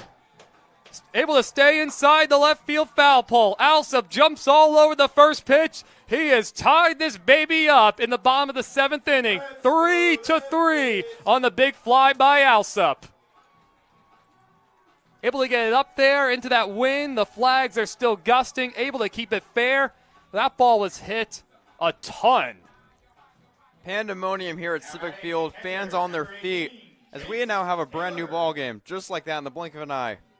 Alsop goes deep, to left field again like we were expecting. He absolutely crushes that one. Chase Taylor takes a curveball for a strike. Boy, finally able to bring this crowd to its feet. Finally able to get the big hit. And let's hope this settles down this lefty lineup. Able to get a little bit of a monkey off their shoulders. Brand new ball game in the 7th. Taylor's behind 1-2. As Brett Harvey tries to, well, frankly, to settle in. Getting jumped all over for a 2-run homer. His 4th game overall, 4.50 ERA coming into it, over 6 innings. Here's the 2-2 pitch. Taylor pops that one into the screen. And how big was that walk from Choi? Pivotal. It allowed the tying run to step up to the plate, Alsop, and he executed exactly what we were saying, exactly what the lefties needed to get back into this ball game. We've said it before, they have the talent to remain in these close games, and they showed why they're capable of winning these big games. Well, another full count. Harvey dealing with Taylor this time. Trace trying to work his way on base. 0 for 2 with a sacrifice bunt in the 4th. Here's the 3-2. Popped up into the screen again. A couple times now, Taylor taking advantage of having that overhanging screen.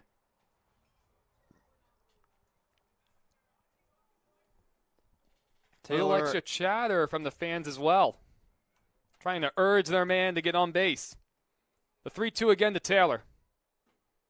That's on the outside corner for a called strike 3. Borderline pitch, Taylor not happy about it, 2 away. If I'm Taylor, I'm not sure I'm agreeing with that call either. That looked to be outside. But of course, we've mentioned it before, the umpire has a much closer view than we do. Well, brings up Billings. He walked back in the 4th, 0 for 2 overall. He takes a strike, 0-1 the count. Well, 3-3 with 2 outs in the bottom of the 7th. Just a moment ago, Owen Alsop. A blast deep down the left field line. It was a really low line drive, too. All sorts of topspin on it.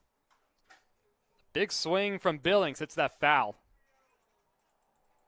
Oh, ended up kind of close to the track man, high up on the fence. So 1-2 the count.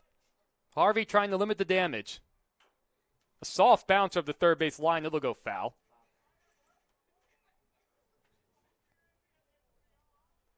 A line drive homer. Clutch hitting from Alsop. Oh, look how deep Johnson's playing in left. A couple steps and he could give the fence a hug.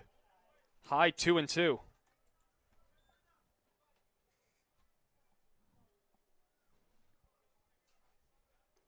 Here's the 2-2 from Harvey. In the dirt, 3-2. Good at bat from Billings, able to work it back. Already the 3rd full count of this inning. A lot of pitches for Harvey. Billings trying to extend this inning. Well, he comes up empty on a breaking ball. He goes down on strikes. But the lefty's able to tie the game. Owen Alsop, the big man delivering the 2-run homer. We're all knotted up at 3 through 7 at Civic Field. Brand new ball game, everybody.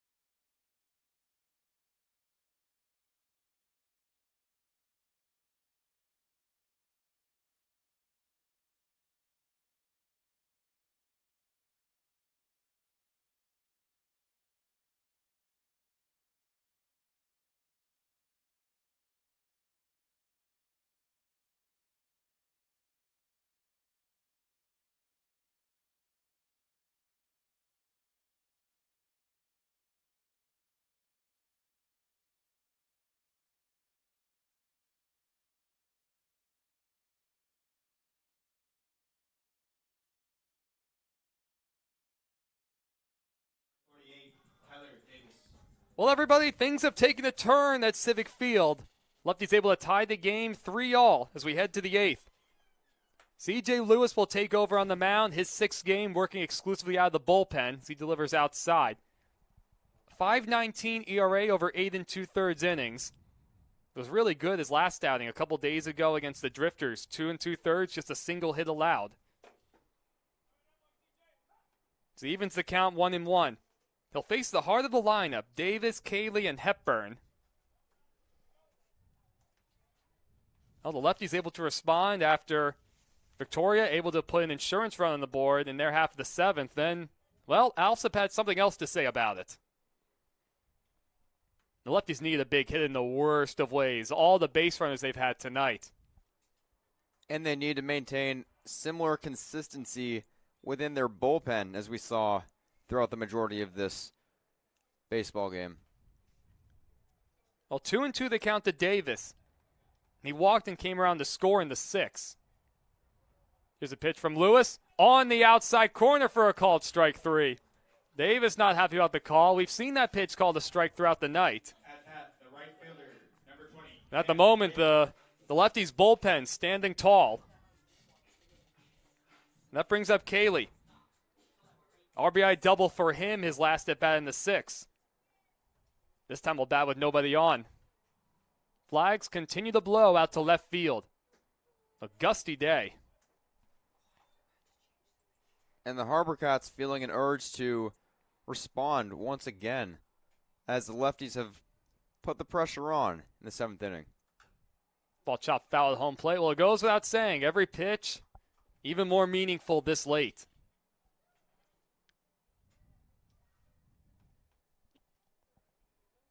The lefty's in a prime position, trying to steal this game from Victoria. 1-1. That ball's out to left field. Kuster looks like he has it lined up. He's able to put it away. 2 up, 2 down for Lewis. It brings up Hepburn. We just saw a 2-run home run in the same location as Hepburn's shot last night. Hepburn looking to respond now. Well, Kyle walked back in the 2nd. He's 0 for 2. Oh, speaking of the shadows now, really a factor. Pitcher's mound completely in the sun, and the entirety of home plate, that's all shade. Little nub in front of home plate. Taylor up with it. Whoa, they skips a throw in the 1st, and it gets away from Alsop. Shuar going to retrieve it towards the bullpen. So up to 2nd goes Hepburn. Initially, a really athletic-looking play from Taylor, able to pounce on it. He had all the time in the world to throw it over, and he just spiked it. Just missed timing on his behalf, and once again, the Harbour Cats finding a sneaky way to reach base.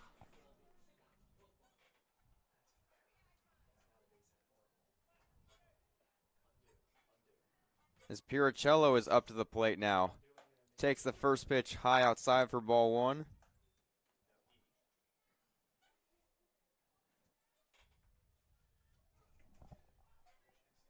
Well, now CJ having to work around a mistake.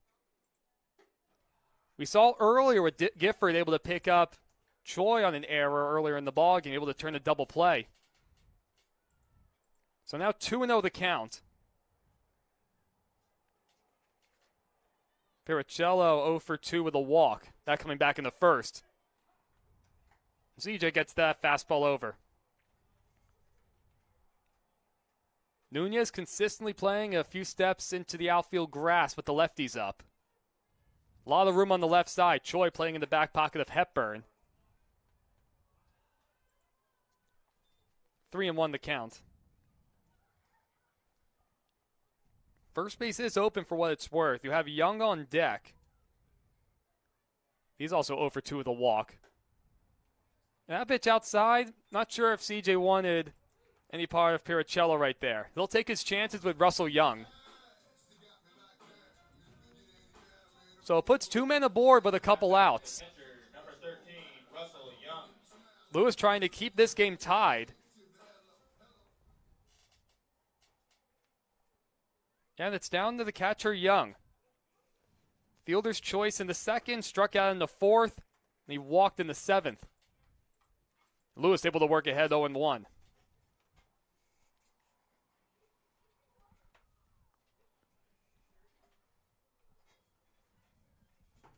Good fastball, 0-2 the count. Big pitch coming up for CJ. 2 on, 2 outs, 0-2 count in a tie game in the eighth. Young quickly on the cusp of striking out for the second consecutive at-bat. Here's the 0-2, hit fouled. Lewis tried to go inside with a fastball. He got a late swing from Young, just able to get a piece. Choi at shortstop, playing back. Infield trying to knock anything down. Nunez staying close to second base bag. That ball's lined foul just over the lefty's dugout. Little youngster goes after it. We'll do it again. 2 consecutive fastballs hit foul by Young. Will CJ go with a breaking ball? Young gets a little closer to the plate. The 0-2 just hit foul on another fastball. Just poked his bat out there trying to get a piece.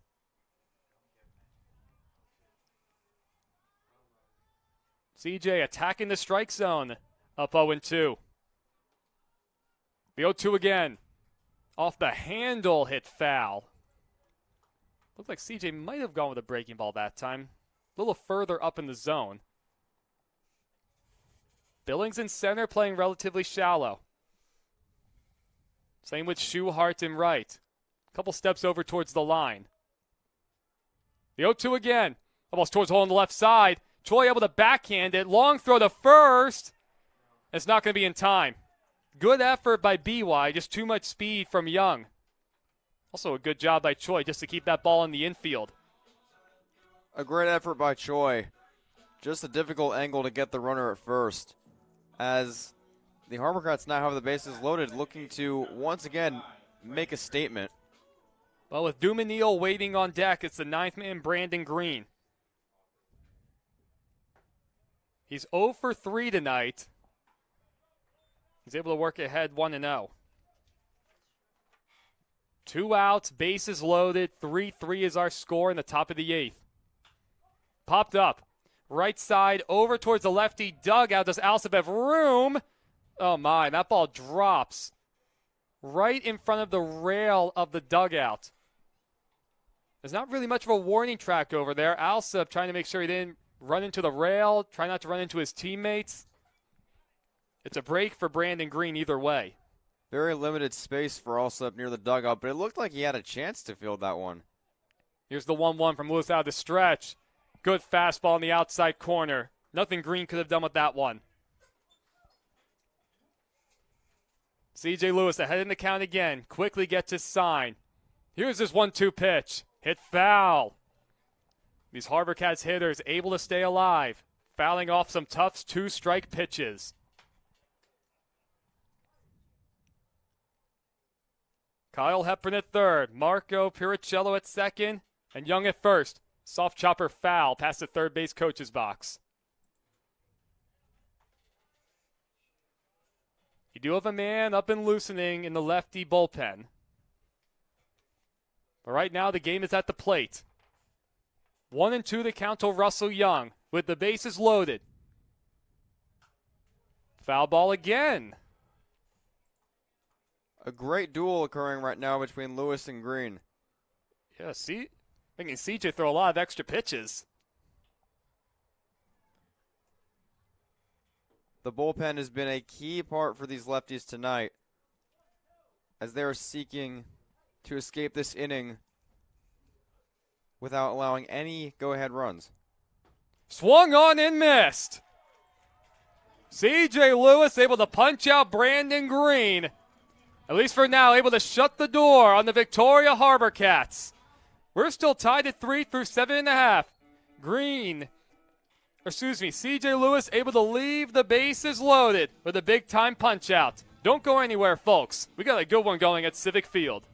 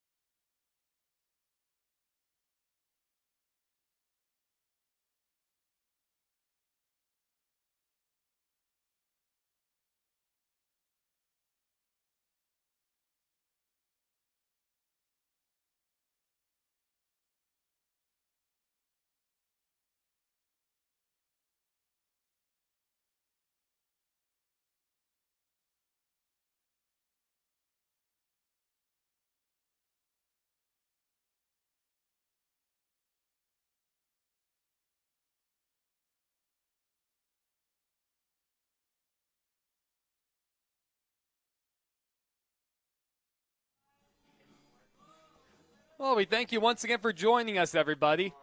3-3, bottom of the 8th inning. Lefties looking to give themselves a lead and shut the door in the 9th. Chris Schuhart swings the first pitch, and he pops him up.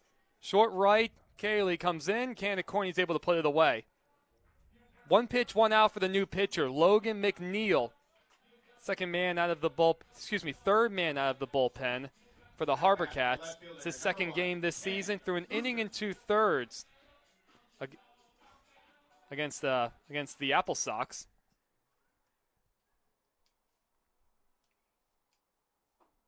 Check swing by Kuster. And they appeal the call. They say he did go around.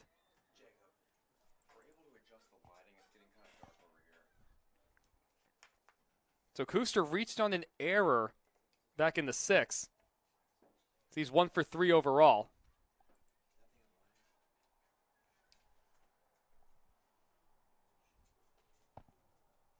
Go over.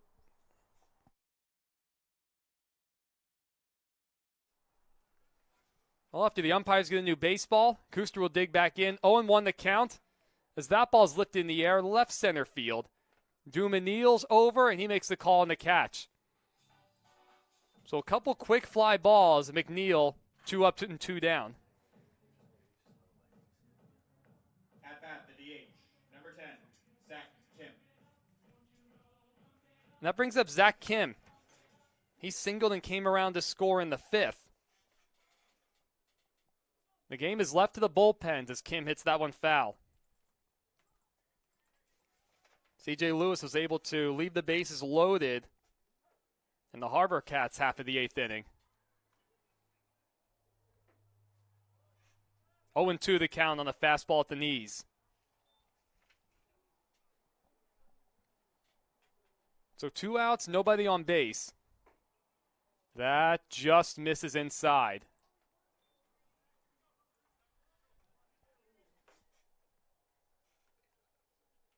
So 1-2 the count. A tie ball game outside 2-2. Kim trying to work his way back on base. You have the hard-hitting Nunez waiting on deck. Would love to try and do some damage with a man aboard. That 2-2's high, 3-2 the count. Good at bat from Kim, able to work it back full.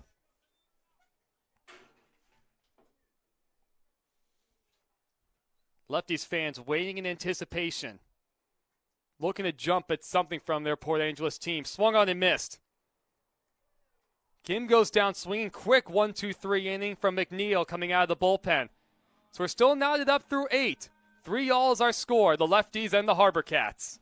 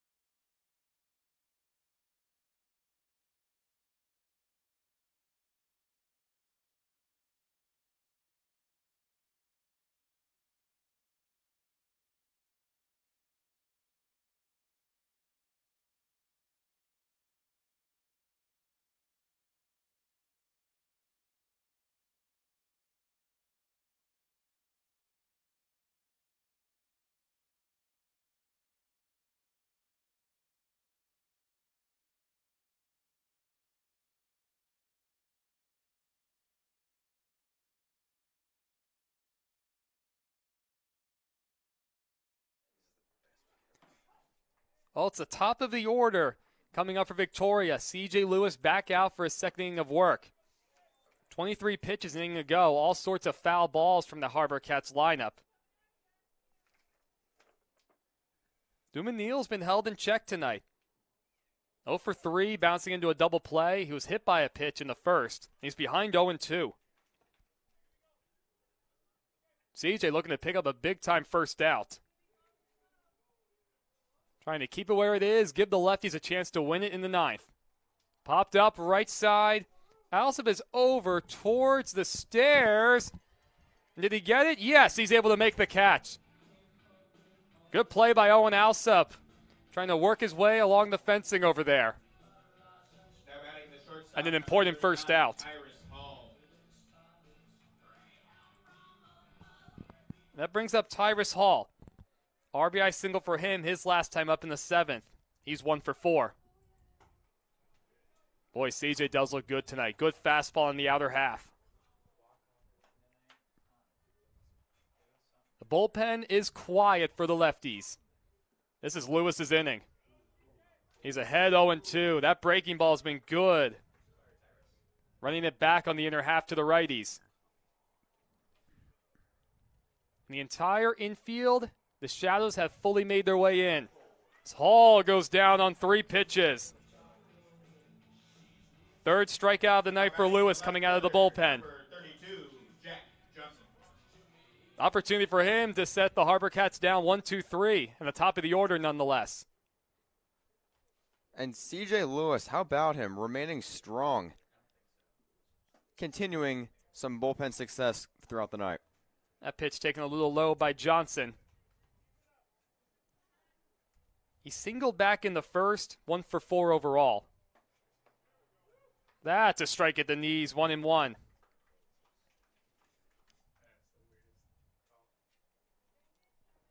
Lefties looking to keep it where it is. Winning the ninth, trying to move to 3-8 on the season. Trying to build some momentum. This has been a great sign from the bullpen, though. Really outstanding effort all the way around. Starting with Pito, then giving the ball to Brock Mayer. Now CJ trying to finish it off. Swung on and missed. Back-to-back strikeout, CJ Lewis. 1-2-3 go the Harbor Cats in the ninth. We'll be back in a moment. Lefties looking to win it. This tie game at 3 when we return.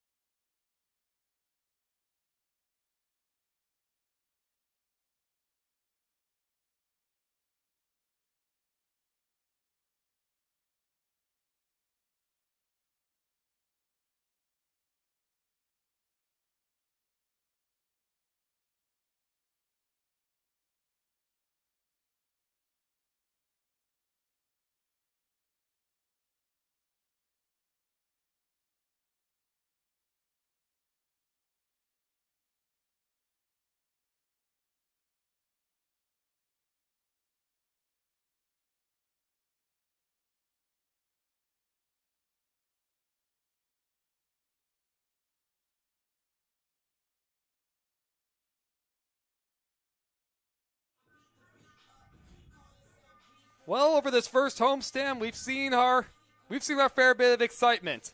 Whether it was opening night, the suspended ball game picked up a day later. And, of course, on Sunday, you have the 9-run 7th inning from the lefties. Heck, then you see Carlos Avila almost getting kicked out an inning later.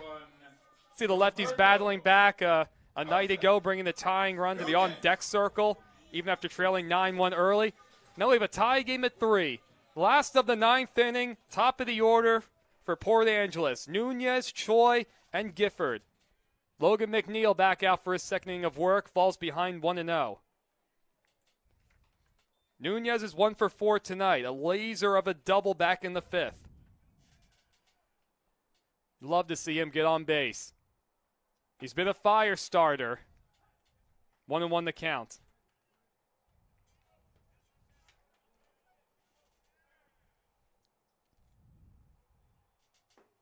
That curveball doesn't quite come all the way back, 2-1.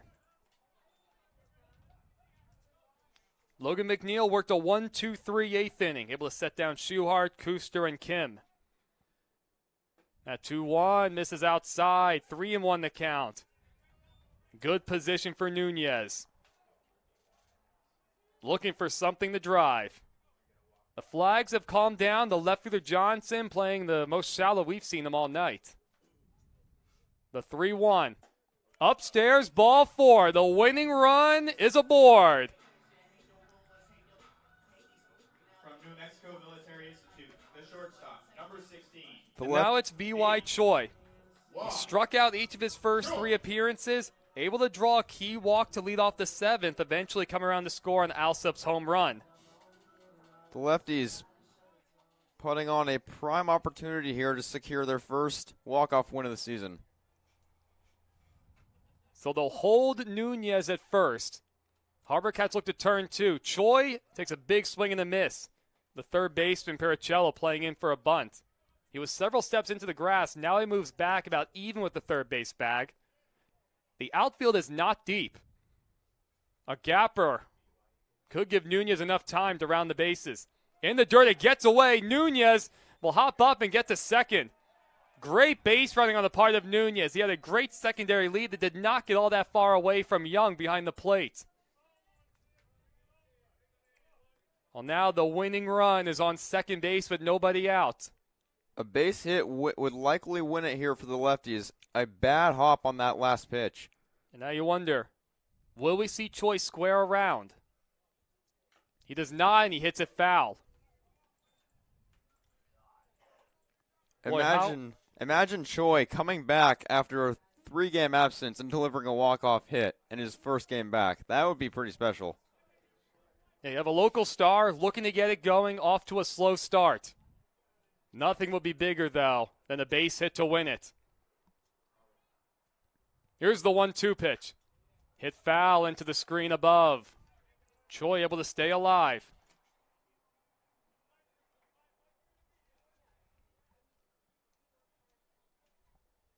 So 1-2 the count still to Choi.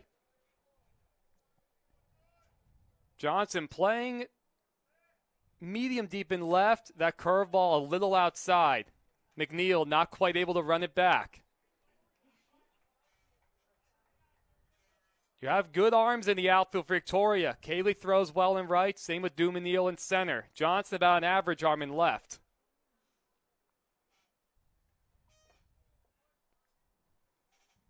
Here's the 2-2.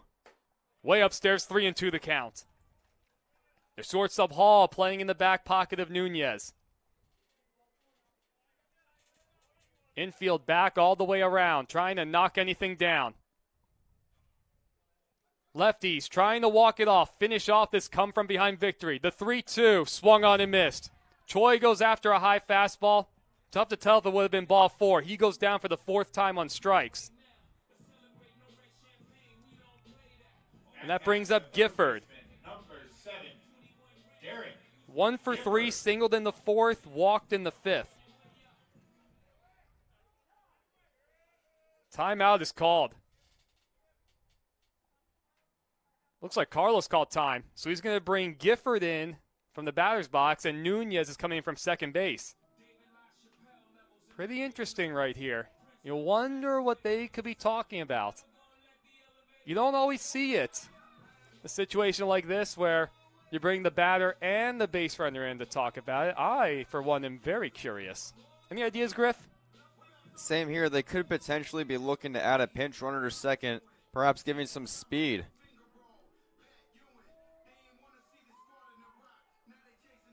Well, the meeting concludes. Nunez will go back to his spot at second base, walking to lead off this 9th inning.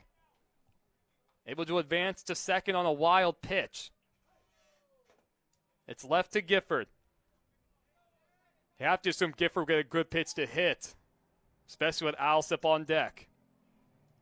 The red-hot Alsup at that. McNeil trying to keep this game tied in the last of the 9th inning. First pitch by Gifford is in the air to right field towards the line. Cayley's over. He makes the catch. Nunez will bluff the tag. A strong throw coming in the 3rd from Cayley.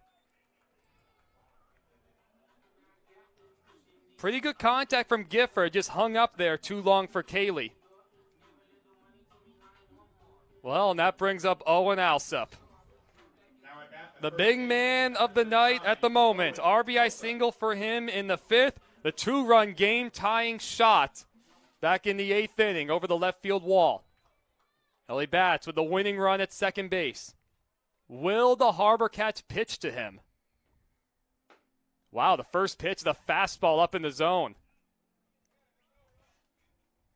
Griff, I am awfully surprised that they are pitching to Alsop here, especially with a base open. He's been red hot as of late. The Harbor Cats looking to just get out of this inning. Will be a very interesting at bat here. Curveball, a little high and inside off the glove of Young. 1-1 the count. Outfield playing very shallow all the way around, putting themselves in position to try and make an out at the plate. Dominiel is very shallow in center, same with Cayley and right. Johnson a few steps in from his original spot this inning. The 1-1 to Alsop, way outside 2-1. At the moment, Harbor Cats electing to pitch to the red-hot Alsop.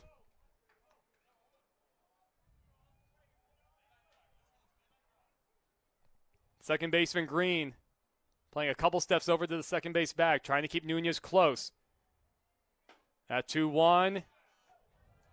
Called a strike, a late strike call. Pitch up in the strike zone. Well, now Alsop has to protect. 2-2 the count. 2 outs, the winning run at second base. Last of the 9th inning.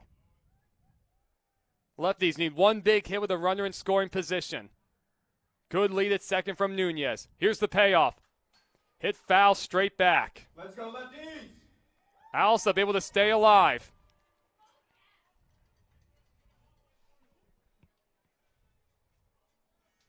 This crowd appearing to get into it, chanting, "Let's go Lefties."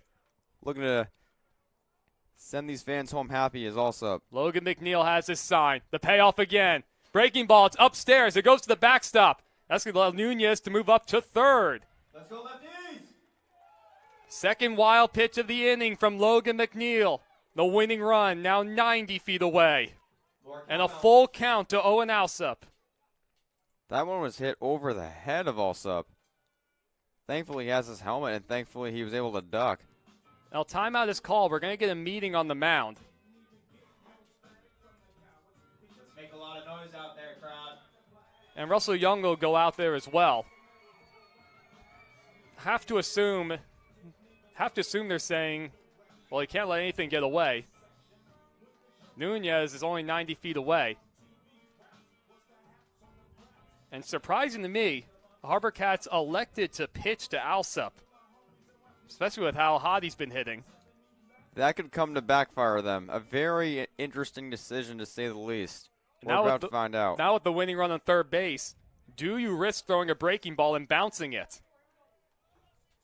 Well, McNeil working out of the windup now, the 3-2 pitch. A little nubber in front of home plate. McNeil out to get it. Fires to first in time. So Lefties able to get the winning run to third base, not able to push it across. For the second time this week, we have some free baseball coming up at Civic Field. To the 10th inning we go. 3-all is our score.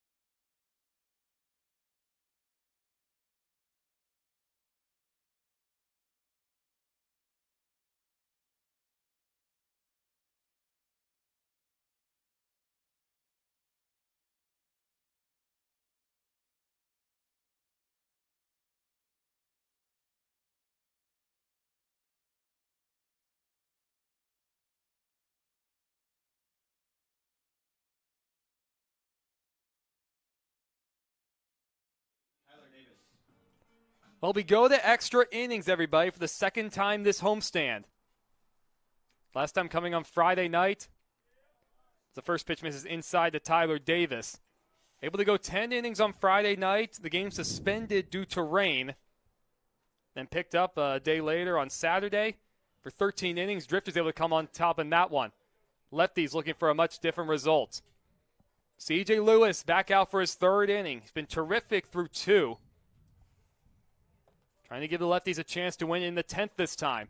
Not able to push Nunez across in the 9th. Able to get all the way to 3rd. 2-1 the count. Tyler Davis has walked twice. 0 for 2 overall. That 2-1 pitch is sprayed foul. Have just a little bit of action in the lefty bullpen. See just somebody stretching out. That one's popped up. Towards the mound, Gifford and Alsop come in. Ooh, and Gifford's able to make the catch. Ball hung up there for a while. Wind doesn't look to be quite as much of a factor now. The flagpoles look the calmest they've been all day long. CJ continuing to give us a strong outing. Able to get the first man. And that brings up Cam Cayley. RBI double for him in the 6th, coming off of Brock Mayer. At the time, giving Victoria the 2-1 lead.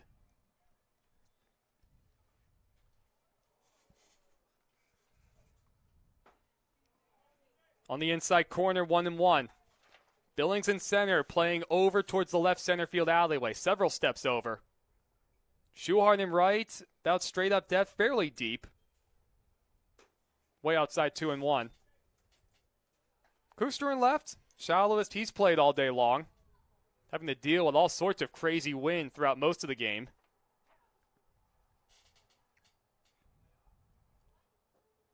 That's low, 3-1 the count.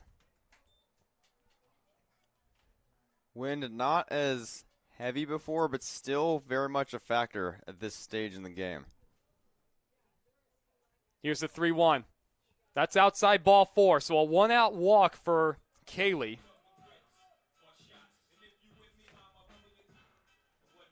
And that'll bring up Kyle Hepburn. Now batting the DH, number 49, Kyle Hepburn. A walk for him in the 2nd. Also reached on an error back in the 8th. So he's 0 for 3. Bullpen tonight, just absolutely outstanding. Just strong pitching all the way around for the lefties. They've done everything you could possibly ask for a win. First pitch is lined foul into the grandstands. I haven't seen much action in the grandstands tonight on foul balls. Is that the first one that's actually gone into the seats there, Griff? There have been a couple of close calls near the dugout that barely missed the grandstands, but that one may have gone to some lucky fan. Throw over the first, a close play called safe. Good athletic move from Lewis, almost caught Cayley sleeping.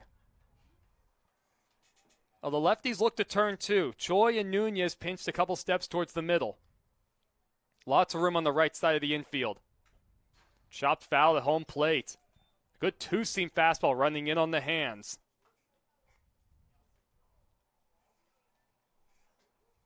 Now with the righty up, Kuster playing very deep in left.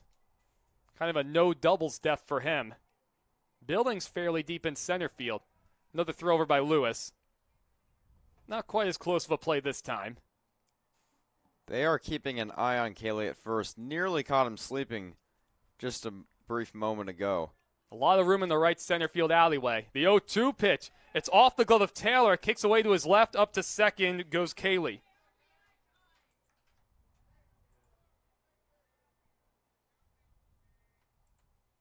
Oh, now it'll go down as a passed ball. So the go-ahead run for the Harbour Cats at second base. ZJ still in control of this at bat. 1-2 the count.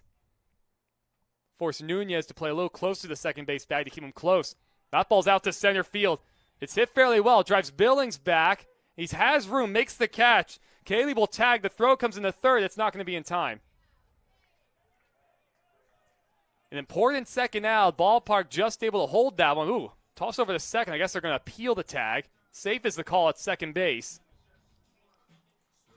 The crowd briefly held its breath there on a deeply hit ball to left center. It looked like it had a chance to drop for a deep hit. Well, maybe a few innings ago with the wind, that ball might have had a chance.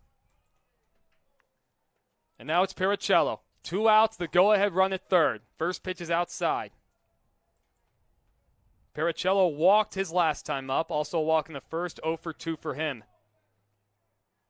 And you have options. You have Russell Young waiting on deck, who did singles last at bat. See how CJ plays this one.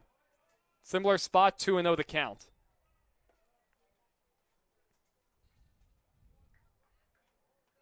Saw a little bit earlier. CJ working around the bases loaded jam in the 8th. Has to work out another one. And a 2-0 breaking ball gets a swing and a miss. Boy, that's a lot of confidence and trust. Trusting your catcher to deal with it in the dirt, and the confidence to throw it down 2-0. It was a good one. The 2-1. That's on the inside corner. CJ keeping Marco guessing. It evens the count. 2-2. 2 outs, top of the 10th inning. Kaylee on third base representing the go-ahead run. Here's the pitch. That ball's lined into center field. Billings coming on. It's going to drop in front of him for a base hit. Just not able to hang up there long enough. Kaylee crosses the plate, and the Harbour Cats have a 4-3 lead at the moment. Now batting the catcher, number 13, Russell Young. CJ Lewis, first to blink on there. Had a tremendous outing tonight, but it's key now as the Harbour Cats are in front once again. Throw over the first, not in time. I mean, look, that was an excellent pitch from Lewis, too. Down in the strike zone. Piricello almost kind of went down there to golf at it. First pitch to Young. It's taken on the inside corner for a strike. Lefty bullpen still quiet. Lewis trying to keep it where it is. Give his lefties a chance to try and battle back. They did it once. That ball's off the knee of Russell Young. So he'll take his base on the hit by pitch. Up to second goes Piricello. Now batting the second baseman, number 25, Brandon Green. Brings up the 9th man, Brandon Green. Reached on an error back in the 5th. Fielder's choice in the 7th. Overall, 0 for 4. He'll bat with a man in scoring position. Trying to give his Harbour Cats an insurance run. Lefties will have Taylor, Billings, and Schuhart due up in the 10th. That pitch low, ball 1. And time is called. Ian's going to come out. Pretty good visit by the pitching coach, Ian Turner. Chase Taylor will go out to talk to CJ as well. Yeah, quick conversation, a fist bump for both Taylor and Lewis. Just trying to give a little change of pace, trying to settle CJ down. Who's been excellent over 2 2/3 out of the bullpen. Taylor just offering Lewis some reassurance. One more out, you can escape this inning. Marco Piricello with an RBI go-ahead single just a moment ago. And all sorts of dancing from Piricello at second base. It forced Lewis to step off. Nunez keeping him close. First pitch is line on a bounce. Nunez knocks it down. He recovers over the first in time. That retires the side. So the Harbour Cats able to take the lead on the Piricello base hit into center field. Last chance for the Lefties coming up. They trail by a run. We'll see if they have any last minute late inning heroics when we return.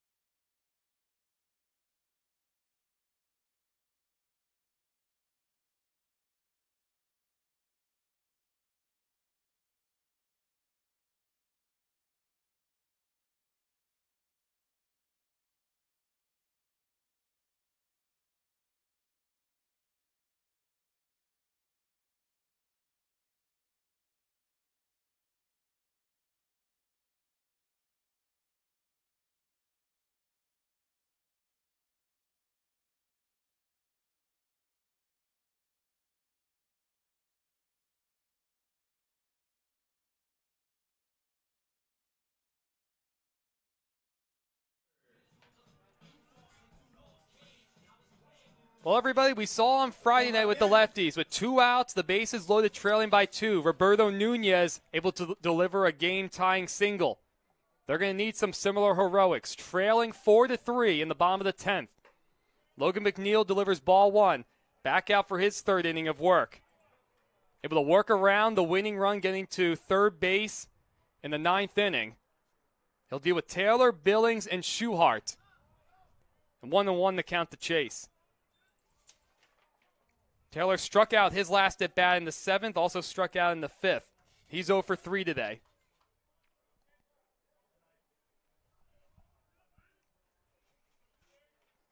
Lefties trying to avoid dropping a 2-9 on the season. Harbor Cats looking to win back-to-back games. And a good curveball in there, 1-2 the count.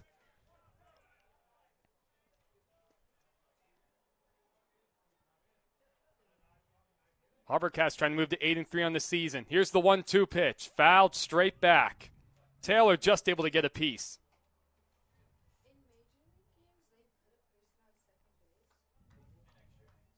As dusk slowly settles upon us, just a little sliver of sunlight remaining on those foothills out in right center field for Olympic National Park.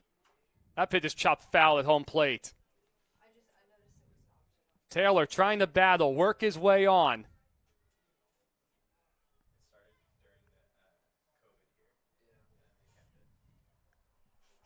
McNeil working out the windup. Here's his 1-2 again. That's just inside. Close pitch. McNeil surely wanted it. It evens the count 2-2. They'll pay off again. That curveball's on the inside corner for a called strike 3. Taylor knew it. And 1 out here in the 10th. Now batting the center fielder, number 30, Jacob Billings.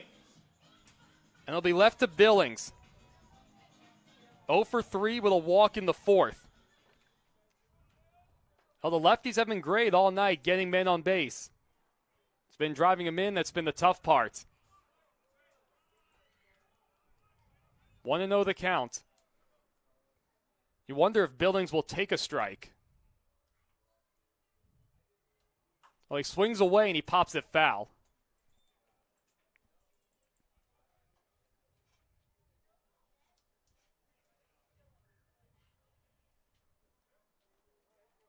One to one the count, 1 out in the 10th. Harbor Cats able to push a run in their half. Billings comes up empty. Marco Piricello with the RBI single, plating Cam Cayley. Billings trying to stay alive. Keep some life for the Lefties. That one's straight foul.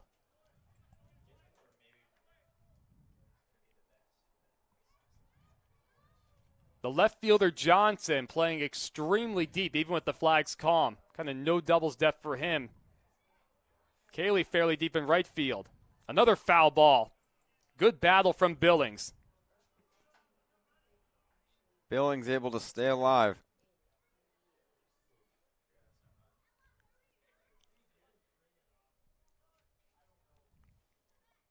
McNeil trying to earn himself the win on the mound. That pitch is in the dirt.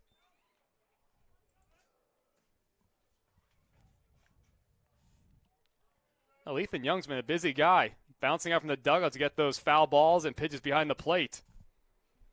Also bringing some new baseballs for the umpire.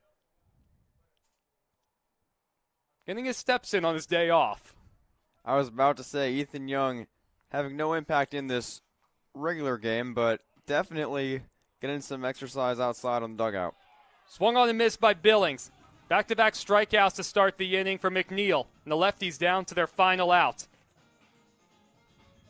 It's left to Chris Schuhart. Flew out to right his previous at-bat, also singled in the 6th.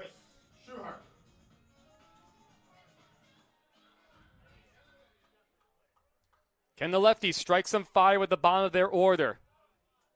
Curveball taken inside.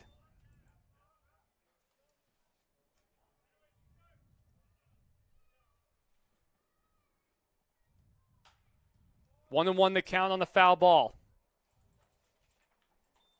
Do the Lefties have one final gasp of air in them tonight? trying to avoid dropping their second straight game to the Harbour Cats. That curveball stays inside. Well, now the flags completely calm. They've gone limp. The wind has subsided. Swung on and missed at a high fastball. Might have gone after ball 3. It evens the count 2-2. Now the Lefties down to their final strike. Well, McNeil comes set. Shakes off a couple pitches.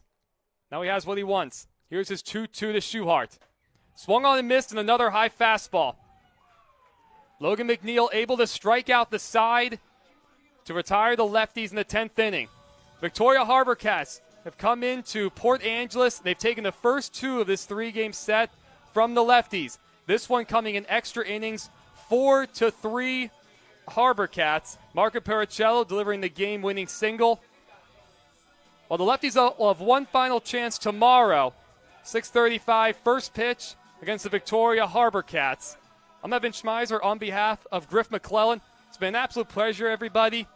Real exciting game tonight. Lefties continue the battle. They do come up short once again. Well, everybody, have a great rest of your night.